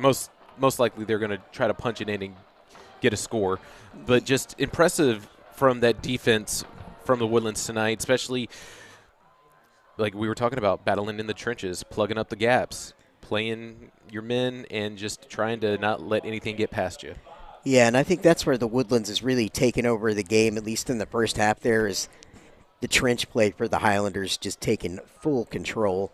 Offensive and defensive lines getting the job done and really putting Cain to the sword there in that second quarter, especially where they really kind of ran up the points. As Klein Cain has the ball down, they're ready to send it deep to because it was the scoreless Woodlands until about midway through the first quarter. Pooch kick fielded by the Woodlands, going to be returned. Looking for space around the right side. Cuts up the middle. He's going to plow forward here, get over the 45 to about Ball the 46. came out, but they said it'll hold down. Yep, ruled down. So Highlanders going to maintain possession here. They're going to start on their own 46, so outstanding field position here. Couldn't ask for anything better as Matoyer is down there in the huddle with the offense. So Aiden Self on the return, got it at the 25, got 20 yards, maybe 21, depending on where they're actually positioning the ball. Just nice 25, 26-yard return. Excellent field position right here for the Highlanders as this offense comes back out here with the first string. Yep, 11:52 on the clock here in the third quarter. 1st and 10. Shotgun 3 receiver sply sweep across the formation. Right side into space. Across the 40 into Cain territory. Is that Farrakhan Jr. That on was the carry? Farrakhan. Yep. That was Farrakhan. Haven't really heard much from Farrakhan tonight. He's been played pretty tight whenever he's going in the passing game, but they're trying to figure out a way to get this kid some play. Yep, because he's a playmaker. Touches. Yeah, exactly. Ball down to the 37 of Klein Cain after that first down run by Farrakhan Jr. Yeah, got tripped up earlier between the 6 and the 0 with Williams and Farrakhan. Well, Farrakhan kind of like has his jersey up a bunch a little bit, so you can't really. Yeah, he's doing the Zeke Elliott mid-drift thing. 3 receivers in the set here for Matoyer. If you can do it, do it. Matoyer kind of had a little slow spin move. Got back to the line. Just only got 1 on that carry. Yeah, and bring up a 2nd and 9 after that. Again, trying that right side. Very successful every time he ran the ball in the first half. I'm looking at this Klein Cain defense, and they're still lining up with 3 down linemen. Actually, no, they have 2 down linemen right now. All right, now they. Yeah, and in the secondary, they've been trying to press up against the Woodlands receivers. They're playing very tight. Yep. Matoyer gets the snap, hands up the middle. That's Gomez into the open space. He's gone. 20, 15, 10, 5. Touchdown. How quick is that lightning strike start to the second half? Touchdown Highlanders, 51 points on the board. Jackson, wow. Just Klein Cain they're expecting run, and they're playing very tight, but there's not enough cushion for them to try to stop the run, and just Gomez just finding a huge lane up the middle there. Just amazing vision and putting on the burners and getting to the end zone. Yeah, and again, that Highlander offensive line, we've been singing their praises here tonight, and for good reason, just opening up a huge seam for Gomez to exploit with the speed that we know he has, and just untouched. And I'm just seeing some of these linemen with these pull blocks that they're doing and being able to just fool the defensive line, because you think by pulling they're going to actually go with a sweep on the outside, and just right up the middle. Yep, and with 10:23 on the clock in the third quarter, as Starzyk booted that PAT through. The score is the Woodlands 52, Cain 7. So Woodlands doing exactly what they would have wanted to do at a half. Come right down, positive start to the second half. Getting the points, and getting to the point now where the Highlanders can actually start to think about rotating in some players. That was just a little over a minute and a half on that drive. Yeah, exactly. Right about their average for the season, I feel like, on touchdown drives. I need to get with the statisticians and crunch the numbers. Yeah, probably get that by the end of the game. Yeah, that's a lot of footage to go through. Yeah, exactly. Align a few satellites to pull all that together here. Here at the CISD Athletics YouTube stream, we have a lot of resources. Yeah, exactly. Yeah, just phone call down to NASA. Yeah. Yeah, they're just south of us here. Yep. And Starzyk ready to send it back. Pooch. You feel by Cain, great coverage by the Woodlands there. Going to tackle him down. They'll mark him at the 29-yard line is where Cain's going to have to start this I possession. think that was Ethan King.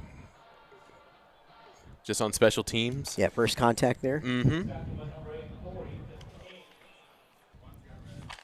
Thank you, PA guy. All right, 10:20 on the third quarter clock as Cain starts this possession with Jalen Smith Sr. and the offense. Run up the middle there to Adelecki. He's going to fall forward for about 4 yards on that, bring up a 2nd and 6. And so Ethan Scott was there. There was 3 Highlanders on that tackle. Smith on the keeper now up the middle for Cain. Going to be about a yard short of the first down after about a 4-yard carry. Bring up 3rd and 1. I'm seeing JT Goff. Yep. Stark. Snap again, keeper by Smith trying the right side. I think he's going to fall forward across the first down. That should move the chains. No flags on the field. First down for the Hurricanes. Again, they're going to move quick. Tried the sweep around the left side, but maybe they moved too quick. Yeah. Officials blew that dead. Usually not good news for there's the offense. There's another flag. We're throwing hats now, Jackson. Yeah, well, you run out of little yellow flags out of your pocket. You got to find something you got to throw, especially to hats, whistles. Not sure what they're allowed to throw. Yeah. Well, if you run out of the flag, I know you have to. The next thing you have to go to is your hat. Yeah, don't they have something in their pocket, like a little blue thing they throw sometimes too? The blue thing is usually whenever, say, if it's on the punt team or just return team, you're going to try to throw it close to where the ball was actually returned. Yeah. So earlier on, I think it was Farrakhan Jr. He got pegged by a flag, like right in the small of his back. And so did Gomez earlier. Yeah. Following the alleged face mask, which we think was a stiff arm. I can't. I know that these referees are doing an excellent job keeping an eye on and trying to call 2 fouls things. on the play. 2 fouls. 5 minutes. Offense. Yep, there's the procedure Dead that we ball. expected. Unsportsmanlike. Klein Cain. First charge time. The second will cause ejection. Ooh. Jackson, I believe that is known as a double whammy against Klein Cain. A little bit. Both fouls going against the Hurricanes, in case you couldn't make out that audio from the official there. That's going to back Klein Cain all the way up to their own 21 after, I believe, 15 yards worth of penalties. It was a procedure penalty, false start, and then unsportsmanlike on top of that. It's going to bring up first in El Paso. Are you trying to say that it's very far away? Yes. Oh. I couldn't calculate the yards there. Yeah, I hadn't looked up at the scoreboard yet. So First and 30. Yards was. Yeah, there we go. Yeah. Right now, I'm keeping an eye on this Woodlands front line. These big old defensive linemen. So right now you have Steele Herndon, Jack Miller, and Mitchell Blakesley. And you see Riley Payne kind of rotate in. But they're just continuing to try to keep a linebacker on the edge who's going to try to follow along with Yep. Is that first down carry for Cain goes around the right side for no gain. 2nd and 30 down in distance. We're nearing the 9-minute mark in the third quarter. I've been saying Adeleke's name a lot tonight, and I had to double-check my sheet. Woodlands applying pressure on Smith there. He's just got to rolled his left, tried to find a receiver. That was Bullard he was looking for, but falls incomplete. He had to get rid of it before he could get his feet set, really. And David Ifeanyi was right there on the coverage. Yeah, heavy pressure applied by the D-line there for the Highlanders to flush Smith out to the left on that. Bring up 3rd and 30 here on the down and distance, or 29 they're calling it officially. Not a whole lot of plays in the book here, but they're going to give it to Adelecki. Great open field tackle by the Highlanders there. Who was that, That Jackson? was Brady Carlin just following Adeleke. Yeah, did what you have to do against the back that's that big. You go low and, yeah, just textbook form on that tackle. Bring on the punt team for Cain. And quick note about Cain, they've had 2 quarterbacks that they've used this year. Lance Awe, senior, is the other player who's taken snaps for Cain this year. Not sure what's happened to him over the course of the season. It's obviously been all Jalen Smith here tonight at quarterback for Cain. But not quite possessing the versatility that they've needed to have against this ferocious Woodlands defense. The Woodlands picked up the scent on the ground game early, and they've just not let up since, as they're going to have excellent field position to start this drive again here, Jackson. Woodlands offense going to take over near midfield here. It's going to be on the 48-yard line, the Woodlands will take over, in their own, just inside their own half of the field. And just with the Woodlands getting their first playoff win since 2019, getting to the second round, you could see that this team wants to continue to play all the way until December. And you just see that passion that's out there on the field right now. Yep, Matoyer back out with the offense. They're showing 4 wide here to start, 2 to each side of the formation. Looks like Jacoby Mitchell in the backfield alongside Matoyer. Right you are. 1st and 10, motion into the backfield, showing power. That's exactly what it's going to be. Up the middle, Jacoby Mitchell going to go about 4 yards, it looks like. Maybe 5. I'm thinking they're giving him 5. He'll be onto the Cain 48-yard line after that carry. You were right. It's 4. I thought that it's because we're approaching the holiday season, they're going to be very generous. Yep, 2x2 shotgun still for the Woodlands, moving quick here, Matoyer. Now he's going to look over to the sideline for a little check with me. Probably a little bit of time they're going to try to chew off. Play clock at 14. Yeah. When I say check with me, I don't mean he's checking with me. He's checking with his coaches. That's what they call that. Mabry was looking up here. He saw you. He knows. Yeah, no one's giving me that much credit. Well, right, pitch over to Aiden Self, and he is just up the free. Field, 20, 10, 5, touchdown Highlanders yet again. Huge lane open there, Jackson. Gigantic lane. You can just, we were talking about a school bus last week, being able to just put it through there. It's like he just was able to find a way and just, especially just turning right there because he didn't want to go out of bounds on the sideline, able to cut back and just followed the sideline down into the end zone. This Woodlands offense can do it all. Yep, Starzyk, PAT is good. 7:16 left in the third quarter. Woodlands stretching the lead now 59-7 over Cain. Again, this result's going to open a lot of eyebrows around the state as people are checking scores tonight. This was not expected to be this kind of game for the Woodlands, but they are showing that extra gear and really across the board against Cain, just showing what the next level looks like here on the field against the Hurricanes. I know I said it earlier, but there can be only one who can advance. And that was a 48-yard. So they're going to call this a shuffle pass, but that was a 48-yard shuffle pass over to Self. Yeah, and Cain is going to have themselves a very respectable double-digit win season when all is said and done here. Obviously looking very unlikely to come back from this kind of deficit, down 52 here tonight. But either way, Hurricanes had themselves a nice season there in Klein ISD, but running into a buzzsaw here tonight at Woodforest Bank Stadium. I was kind of picking up a little something in the background from the PA announcer. He said something about Sam Houston State University.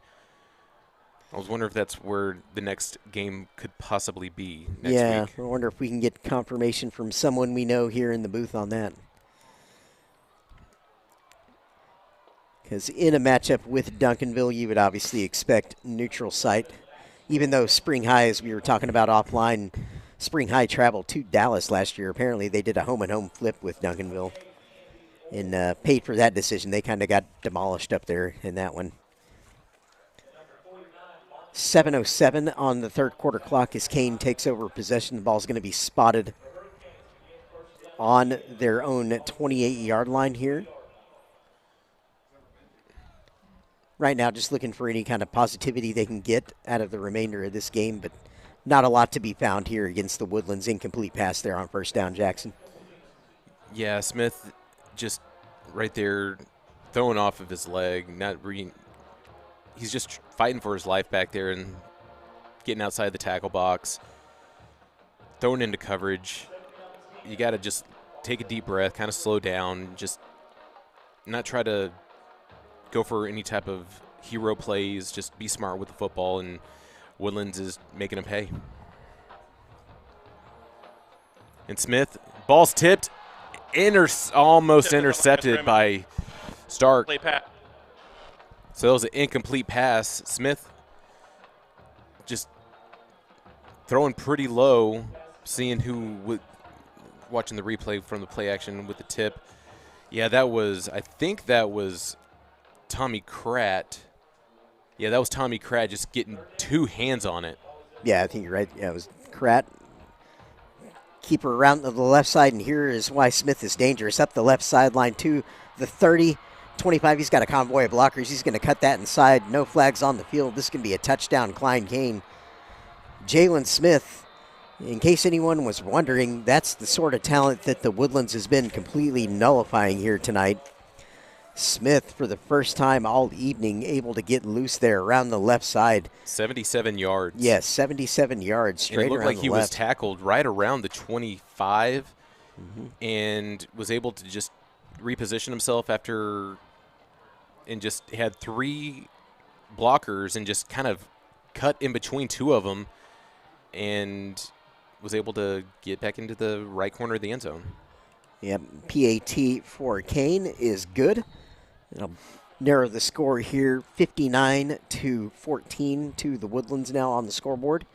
6:41 left in the third quarter. But again, plays like that, especially given how this game has gone here tonight, show you just how well the Woodlands has been playing defensively and all the things that they've been denying to this Hurricane offense, Jackson. Yes, and the conditioning, this defense has been on the field quite some time tonight, and you can't just force 3 and outs every single possession that Klein Cain's going to have. You're going to give up a score, and it's just a big play that kind of just happens, and there's nothing you can do about it. You're just going to talk to the coaches at the sideline. They're going to tell the guys tell them what they saw here in the booth, and then they're going to regroup and prepare for the next series. Yep, something to look at on film for sure and see how that happened. Yeah, Klein Cain, again, had a really good season. They're a 10-win team for a reason. Again, this was not a pushover coming in here to Wood Forest here tonight. Not at all. Athletes like Jalen Smith are why they've had the success that they've had this season. Well, he rushed for onside kick. Cain is claiming to have possessed that, and it will stay Cain football after that onside. Okay. So reason for the Hurricane sideline and fans to clap their hands. They really haven't had many reasons at all for that tonight, but they made something happen there special teams-wise. Yeah, so I was just confirming. Last week, Jalen Smith rushed for 229 yards alone, so that's 77. He is just a human highlight reel, just big play ability waiting to happen, and he just made him pay. And then the onside kick, putting him back on the field. Not enough time for the defense to catch their breath. Yep, shotgun set here for Cain, first down. Smith's going to pull that and roll around to the right under heavy duress. Ooh. Steps out of it. Tried to do a little stutter step at the end of it, but Blakesley was able to catch up to him. Because it looked like Blakesley, and I think 9-yard gain. They're going to spot the ball. They were about to collide with each other, both going after Smith. Yep. But Blakesley able to regroup and catch up to Smith at the end. Yeah, and that carry is going to move the ball down to the Woodlands 40-yard line, so 2nd and 1. 6:26 and counting on our third quarter clock here. Kind of hear a little bit from the Klein Cain side. Yep, and the Woodlands players trying to get their fans to back them up as well. Ball comes out. Who's got it? Cain was able to still possess it. That was 63, the offensive lineman. That was Jacob Wiley. Had been deemed stopped. First down, Klein Cain. Yep, and that will move the chains for Cain. The recovery spot of the fumble was beyond the line to gain for the first down. They're going to spot it on the Woodlands 37-yard line. So the chains move. It's near 6-minute mark in the third quarter here. So there's 18 minutes remaining here in this game.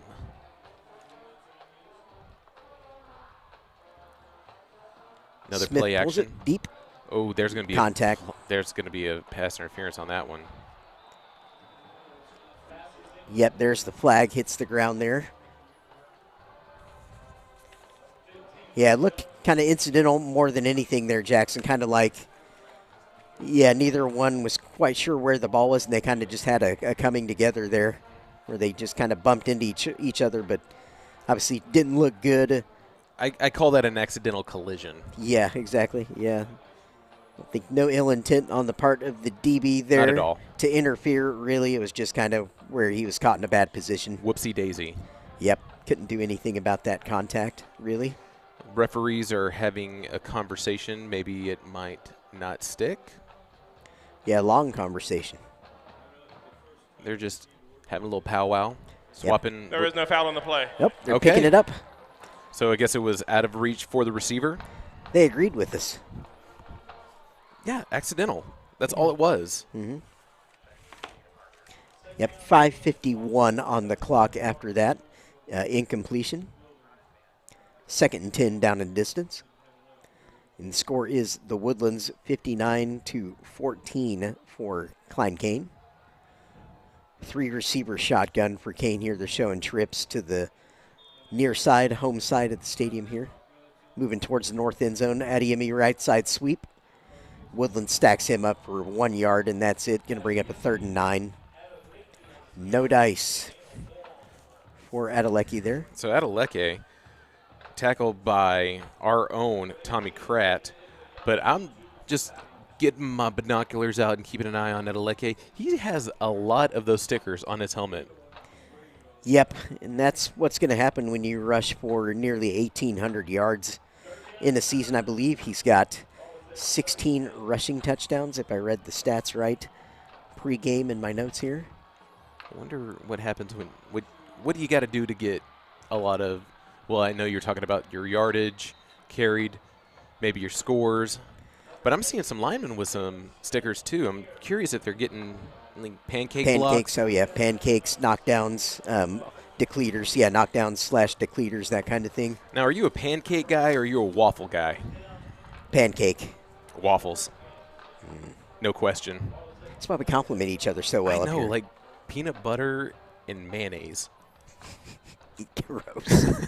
That is awful.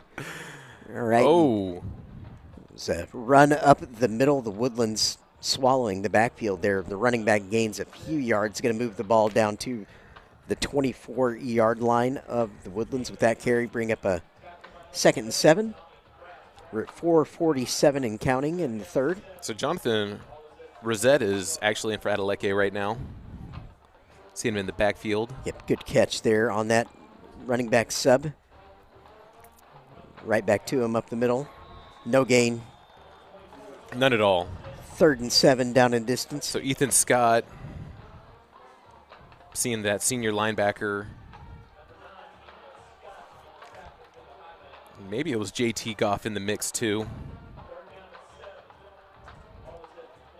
And I hope that those who are listening with the peanut butter and mayonnaise, that was just a joke. No.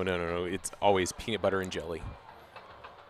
Smith throwing dangerously over the middle of the field. Was that caught somehow? It was. It's going to be a 1st down for Cain.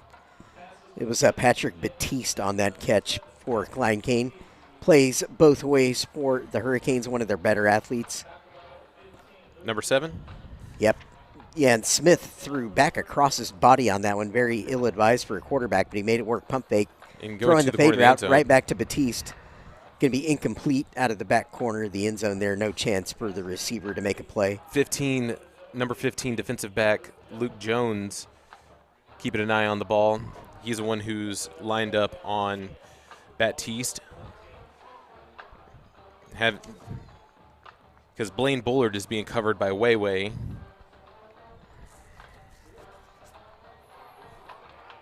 All over the backfield there, no gain. Yeah. Rosette was in the backfield, getting the carry.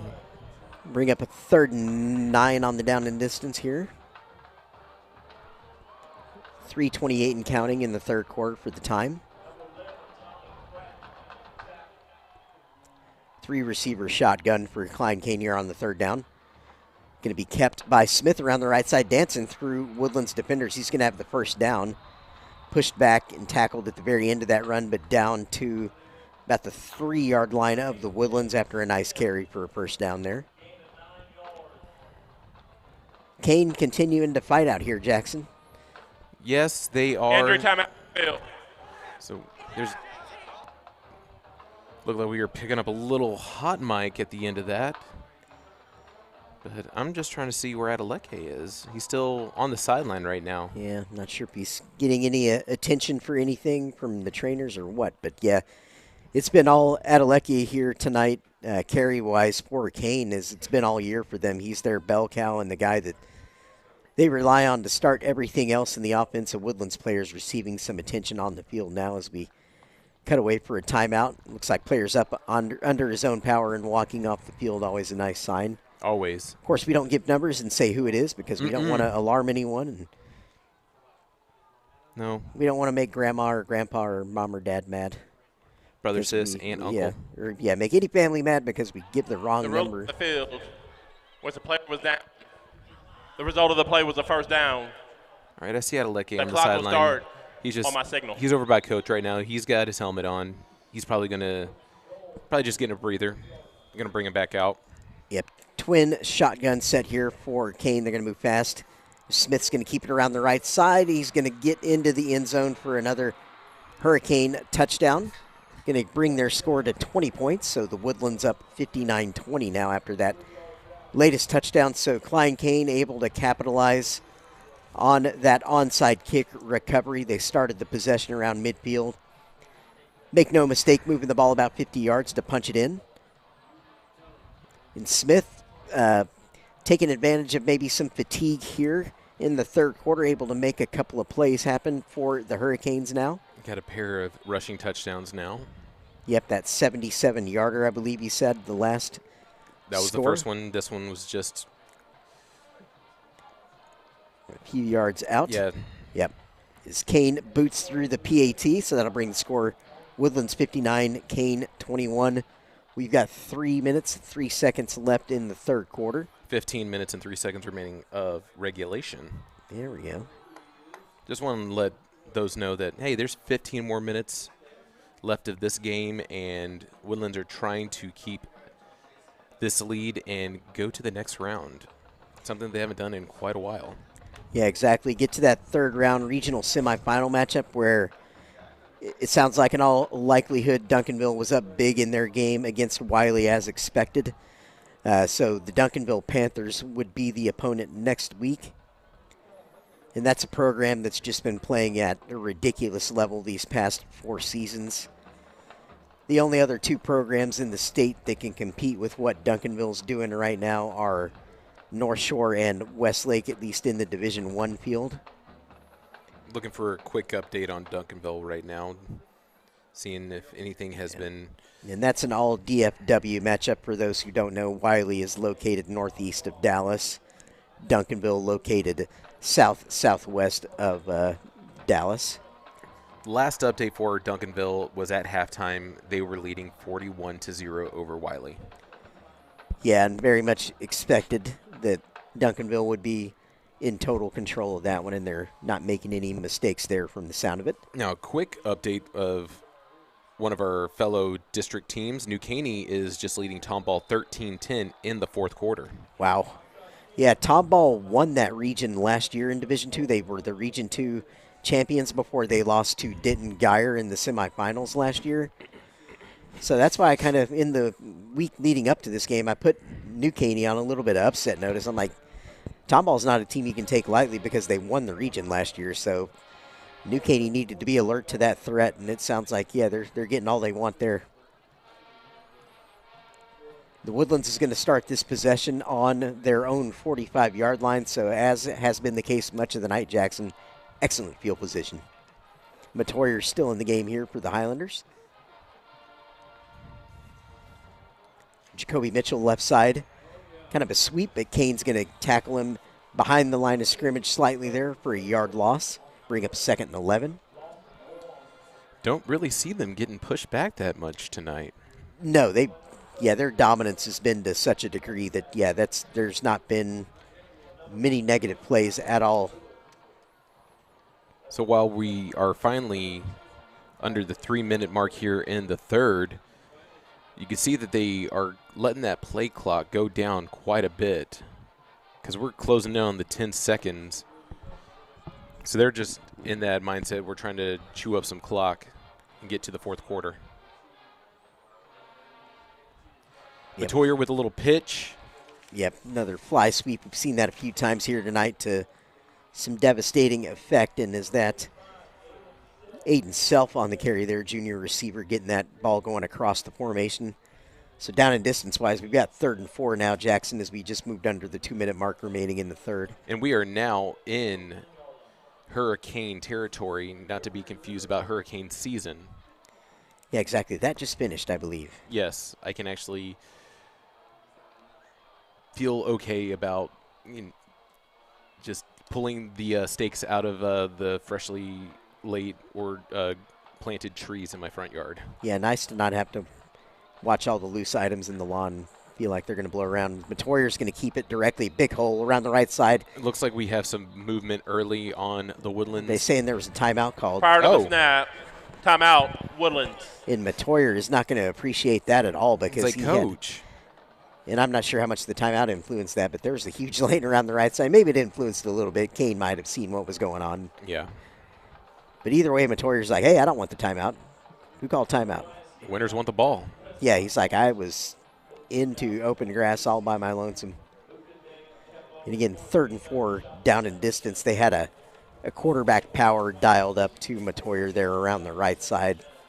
It looked like it was going to be extremely successful. Minute 26 as the clock stopped there. This is going to be the 10th drive tonight for the Highlanders because we don't count special team touchdowns. So, I mean, we count them, but not as possessions. Yeah, not as possessions, of course. No, we count them. It's on the scoreboard. I see it. There's 59 points out there.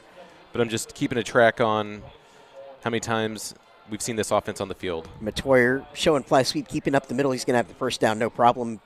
Trying to fight for extra yardage. Yeah, throwing defenders around there at the end of that one, getting physical. I like the attitude, but maybe don't toss the throwing arm around as much there. Going to need that. A little bit. Moving Just a little forward. bit. Yeah. They're going to need that right arm. 1st and 10 for the Woodlands here, Jackson. Yeah, they're taking plenty of time. Matoyer's getting the play call from coach. Yeah, just and they're lean doing a on lot him of at this signs. point. I'm seeing just they're not using any of those poster boards with weird hieroglyphics on them. Yeah, exactly. Cuneiform. Run up the middle by Mitchell, and he's going to have another first down. And he's going to be down to the 34-yard line of Cain with that carry. Should move the chains again. Just 10 yards from Mitchell. And looks like, following the replay, as he got into the second level, he was lowering. It looked like he almost was able to truck a man just a little early on the truck. Yeah, you can't be too quick with the, what is it, the B button or the Oh, no. Yeah. Now it's the joystick. It's your right joystick. Oh, okay. Yeah. Yeah, I'm a little outdated. Yeah. Right. Mitchell up the middle again into open space. Nice move, spin move. Now that's the circle. Around the right side, 2015. Going to be pushed out of bounds right about the 13. Or the B, depending on if you're PlayStation or if you're an Xbox. But yes, it's usually your right joystick that you're going to be. That's the end of the with third truck. quarter. So as the third quarter concludes, the Woodlands 59, Klein Cain 21, as we are going to swap sides, as the Woodlands are going to be now moving towards the north end zone. And ball's going to be at the 13. Yep, they are making the trek towards the north end of the field as we speak. Buddy the Elf in the crowd right now with the green chicken with a gold chain and a kilt. And that's not really one of their mascots, but hey. It is tonight. Maybe it will be moving forward. That could enter into Highlander lore, I feel like. There's the chicken again. Epic stuff in the student section. They're behind their home team. Yeah, absolutely lively crowd here tonight. And Cain, they filled in their side as the game kind of got started here tonight. A little bit of a trek for them coming around the Grand Parkway, most likely from Cain territory there. Mentioned earlier in the night, Cain High School located near 249 off of Spring Cypress Road there in Northwest Klein. Kind of classic Klein territory over there. They drew from Klein Oak and Klein High School when they opened, primarily. All right, so quick update. I know it's been 30 minutes, but the Woodlands won the first set 30 minutes ago. Is Mitchell on that first down carry for the Highlanders. He stopped for about a 2-yard loss there. So, yes, Woodlands won their first set 25-21 on Dripping Springs. And nice. Quick update, trying to see what's going on with the second set.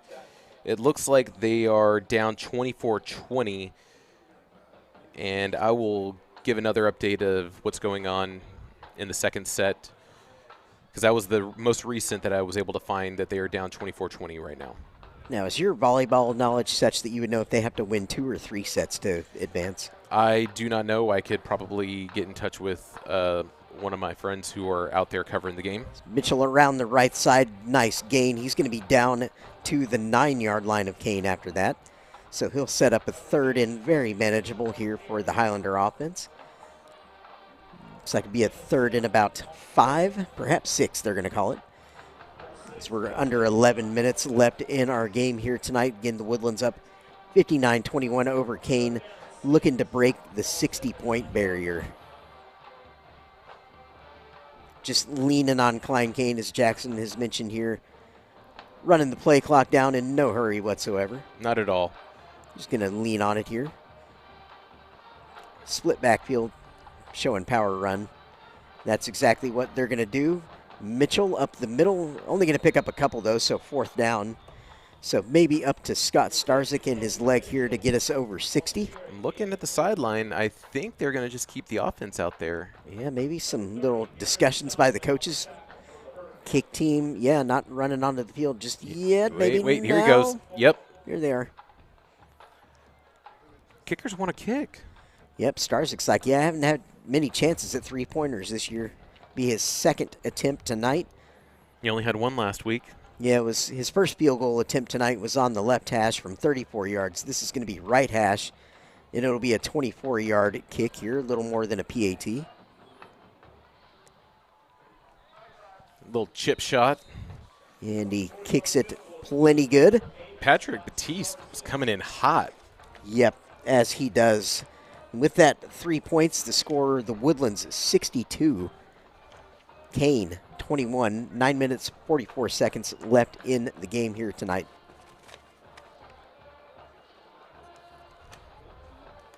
And just a quick reminder, I know we haven't really covered a lot of this tonight, but if you are either watching on your smartphone, your smart TV, and you just want to keep up with everything, we will try to give you an update of where we will be if another home game will be presented from us here from the Woodforest Bank Stadium Stream YouTube channel for CISD. But if you just follow our YouTube channel, click that red rectangle if you were actually on your computer, and you click that bell to the right, it'll notify you anytime we're going live. Just wanted to let everyone know who is with us tonight that if we are going to be able to broadcast another one here next week, that's where we'll be.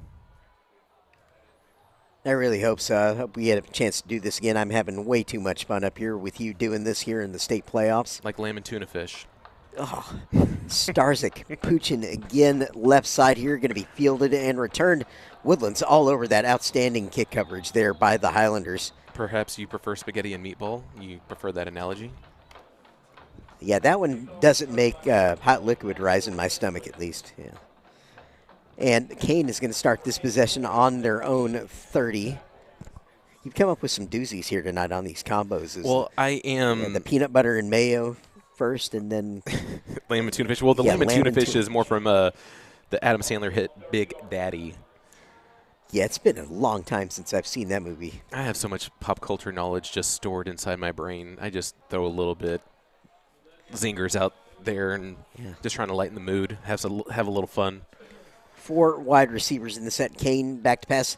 Here's Luke Awen at quarterback for the first time, I feel like, tonight. Pass complete. Find Smith. Yeah, find Smith. Smith was in the – I think he was in the I think he was in the slot on that one. Yeah, so, yeah, Smith been playing quarterback all night until now, and now it's Luke Awe. Aw, Luke. Back to pass again. Again, complete to Smith, left sideline. Yeah. And they're going to hurry up. Weiwei's actually going to be playing on Smith right now. And Jackson, the only thing that I've got in my mind now is why wouldn't you maybe try this a little earlier in the game? But regardless, here it is. Hurry up for Cain. Aw pulls the play action, looking to pass, but hit as he threw that.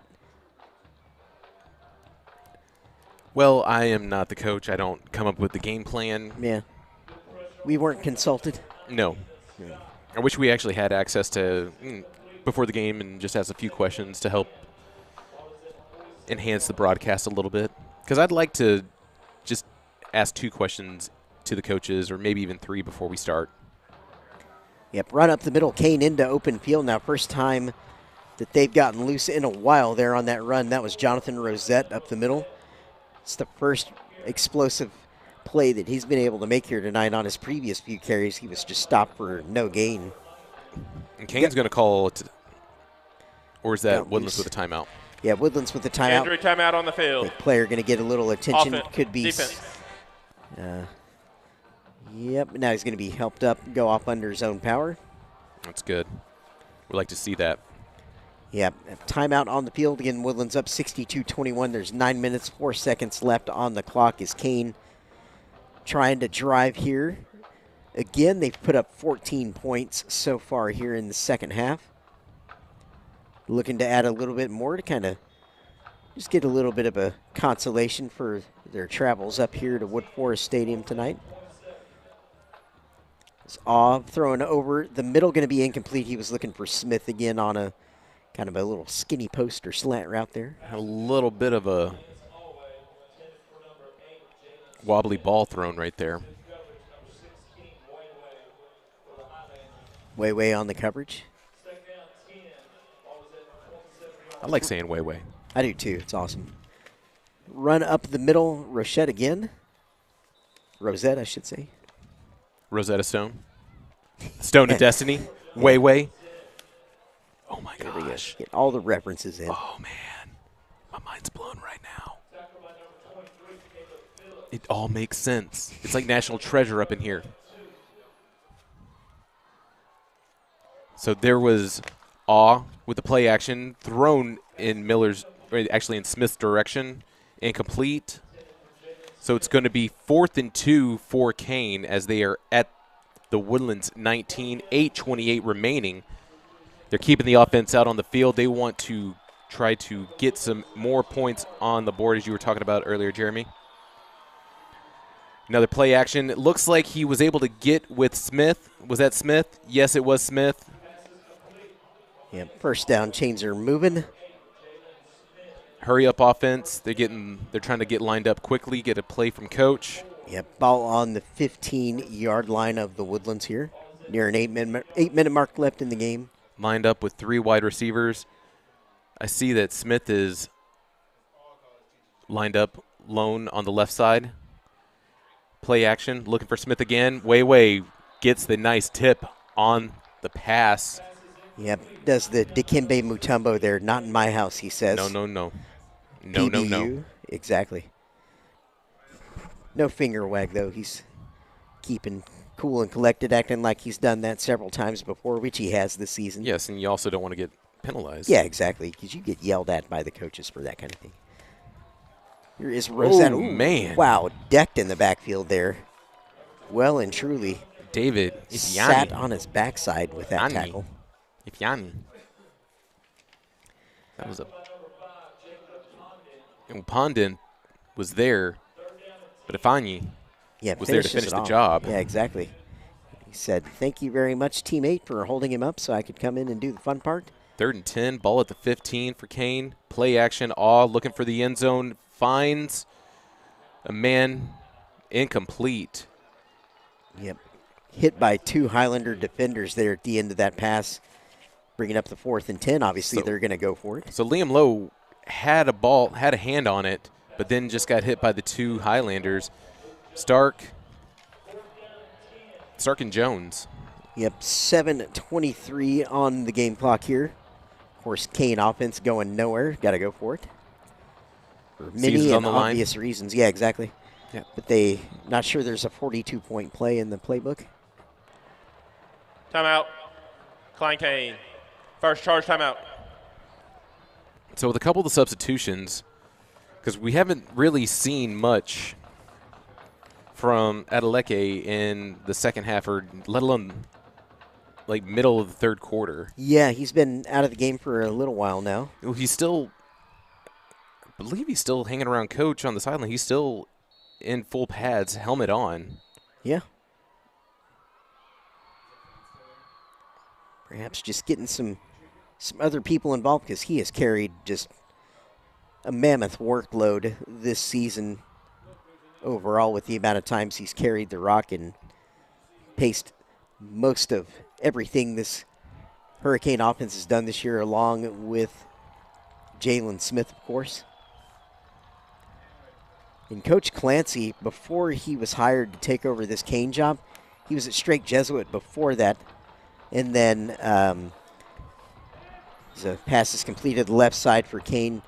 Before Clancy was at Strake Jesuit, he was an assistant coach at Klein Oak. So when the Cain job came available, it's just a very natural fit for Coach Clancy and his family to make that move from Strake Jesuit and come back to the Klein area. In fact, I was reading in his hiring article when he took that Cain job back in 2017 that he actually met his wife while he was coaching at Klein Oak High School. So his wife, apparently from the Klein area. Very nice. And Cain just, while they did complete the pass, they did not get the first down, so it's a turnover on downs, and the Woodlands bringing their offense back out on the field, and I do not see Matoyer. His night is over. Yep, so run Patrick around Miller, the right side, sweep into open space. He's up the sideline to the 35, cuts inside across the 40, all the way out to number 85, Aiden Self. Yeah, sweep that we've seen a lot here tonight, just moving around that right side and getting into big open space. Ball's going to be spotted at the 40. Yards on that carry. Yep. So Highlander offense first and 10 on their own 40, and as you mentioned, it's Patrick Miller in the game now at QB, junior for the Highlanders, as we've seen all year. Extremely capable backup quarterback, Jackson. Very capable, and just he was able to get some points on the board last week when he came in for Matoyer.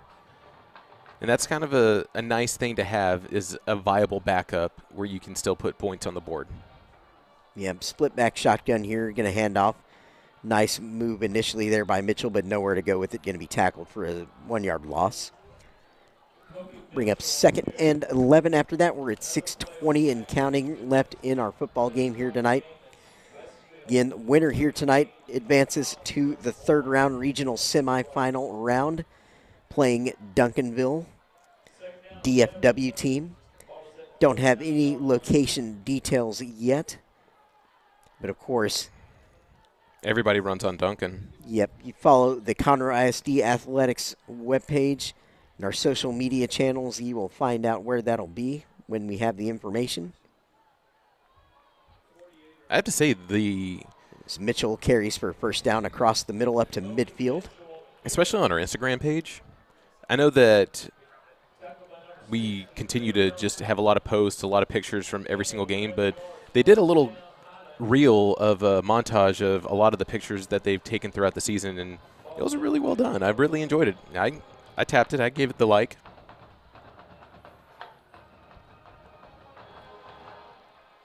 As the ball's at midfield.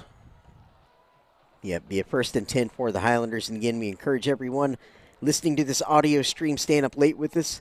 Give us that like and hit the bell to subscribe to the channel for both Wood Forest. Hold on, Bank it's Stadium. not late. It's 9:30. No, it's late, man. Mitchell says a tired parent. Is Mitchell up the middle again? And you said you have some young sons, so they haven't made it to middle school or high school football yet? 12 and 6. So, okay. Yeah, 6 or 8 in 1st grade. Do they like football as much as their dad? They do. The younger one doesn't quite know what it is just yet, but he's learning. Trying out rugby, actually, right now with the youngest one. The older ones played football for the last couple of seasons, really likes it. Nothing wrong with rugby. Yep, 3 receiver shotgun here for the Woodlands on 2nd and 4. 4:23 left in the game. Aiden Self again, right side.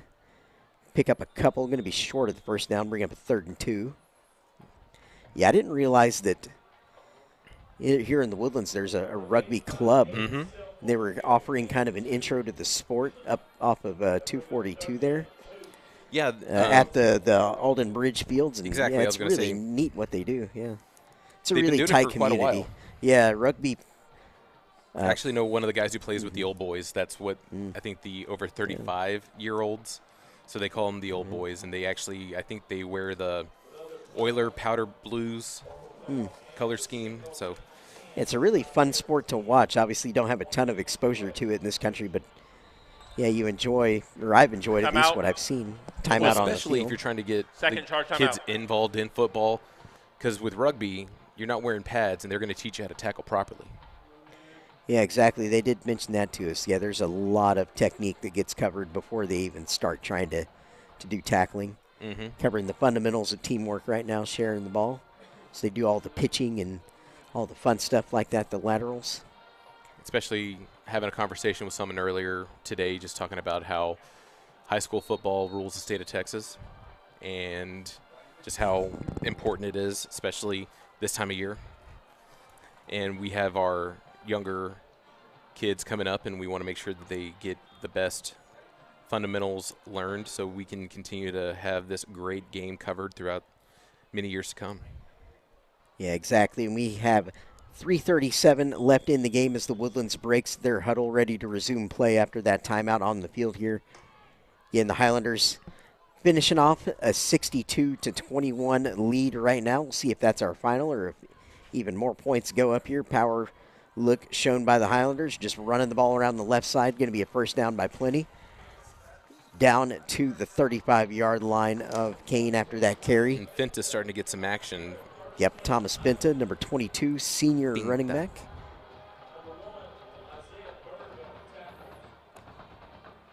Yeah, and Jackson also beginning this weekend, Sunday night, a very rare soccer World Cup in winter. Yes. Or at least our winter. For Southern Hemisphere, there's summer going on, but yeah, very strange to have a World Cup about to start here. Well, whenever they were supposed to play in the summer and it was extremely hot in Qatar, I totally understand. You don't want to play in that kind of heat. I don't want to be outside that much in the state of Texas, let alone. Yeah, McShaffrey on the left side bounces off tackle, showing some power there. He's going to be all the way inside the 15, down to the 14-yard line of Cain with that carry. So, yep, not letting up his effort any at all here is the senior. Now, you were talking about upset alert. Yeah, with New Caney? Yeah. What's going on? Well, the game's over. What is it? 16-15, Tomball. Wow. Yeah, I mean, even though I was on alert for that one, to see it actually happened is just stunning. And Spring Westfield is up on Klein Collins just by 10 in the fourth quarter, so it's 41-31. Yeah, Westfield's had a ridiculous – they actually grade out as the #1 offense in the state of Texas. Even higher than North Shore? Yeah, their adjusted offense rating. An adjusted offense is how much you score above what your opponents allow on average. And Westfield is over 30 points in that metric, which means they score over 30 points more per game versus what their opponents are allowing, which is just a ridiculous number. The better teams in the state are usually around – the Woodlands, for example, is right around kind of the plus 21 mark, which is great. But to be plus 30 is just insane, and that's where Westfield's been all year. Pinta goes up the middle, plowing forward, going to be down to the 3-yard line, first down carry. Well, I know that New Braunfels was playing Austin Westlake tonight, and there hasn't been any updates that I've seen online. The Unicorns, New Braunfels Unicorns, outstanding mascot. Saw them live once, and when they run out, the New Braunfels players slap the rump of their unicorn as they run out onto the field. So there's like the Stone of Destiny, but it's a unicorn, and they slap it on the rump as they run out onto the field. I kid you not. I kid you not. I guess that's something I'm going to have to You've just got to see it. see it to believe it. It's one of the darndest things you'll ever see in high school football. And Miller takes the knee there. Classy gesture by the Woodlands. Going to take the knee, not run up the score anymore here. So looks like our final is going to be the Woodlands 62 and Cain 21. Hugely impressive performance by the Woodlands here tonight. They will advance to the third round where they're going to play the Duncanville Juggernaut. But the Woodlands, I think, Jackson, based on tonight, they got to feel pretty darn good about themselves, even going into a football game with a program that's been as good as Duncanville has recently. I think if you're the Highlanders, you feel plenty good about what you're bringing to the table. Oh, 100%. Just because after getting tested earlier in the season with that loss to North Shore, and I know I continue to bring that up with North Shore, but you play a game like that because you want to just kind of have an idea of what the competition's going to be. Yeah, it's relevant because if you want to win state, that's the kind of team you have to beat. Exactly. And they didn't get blown out by North Shore. No. It wasn't the worst loss of the season at all. And the fact that you have the film and you are able to make adjustments, which the Woodlands has been doing, because let alone just following off of Matoyer in this passing offense, they've been running the ball a lot the last 2 weeks. And they're being able to score by just keeping the ball on the ground. Yep. Yeah, we talked about wanting to see exactly what this Woodlands team was capable of in the lead up to this one, and we saw every bit of it tonight, offense, defense, and special teams getting it done. Again, we appreciate all of you for joining us on this live stream. I'm Jeremy McGrail and Jackson. Another really fun night. Not sure if we'll get to do it again here, but yeah, sure hope so. But if not, it's been awesome. And yeah, we're going to root these Highlanders on in the next round against a very good Duncanville team. And man, I wish I could see that one live. No joke. And again, everyone who's been with us this season, we don't know if this is the final broadcast we're going to have for you here on the stream, but just want to thank everyone who has stuck with us this entire year. And this is the second year we've been able to provide play-by-play commentary to go along with the actual footage that you see on the field. And the team that we have here with Conroe Independent School District, just being able to get this and to the public, we just want to say thank you to everyone who's putting in their extra time.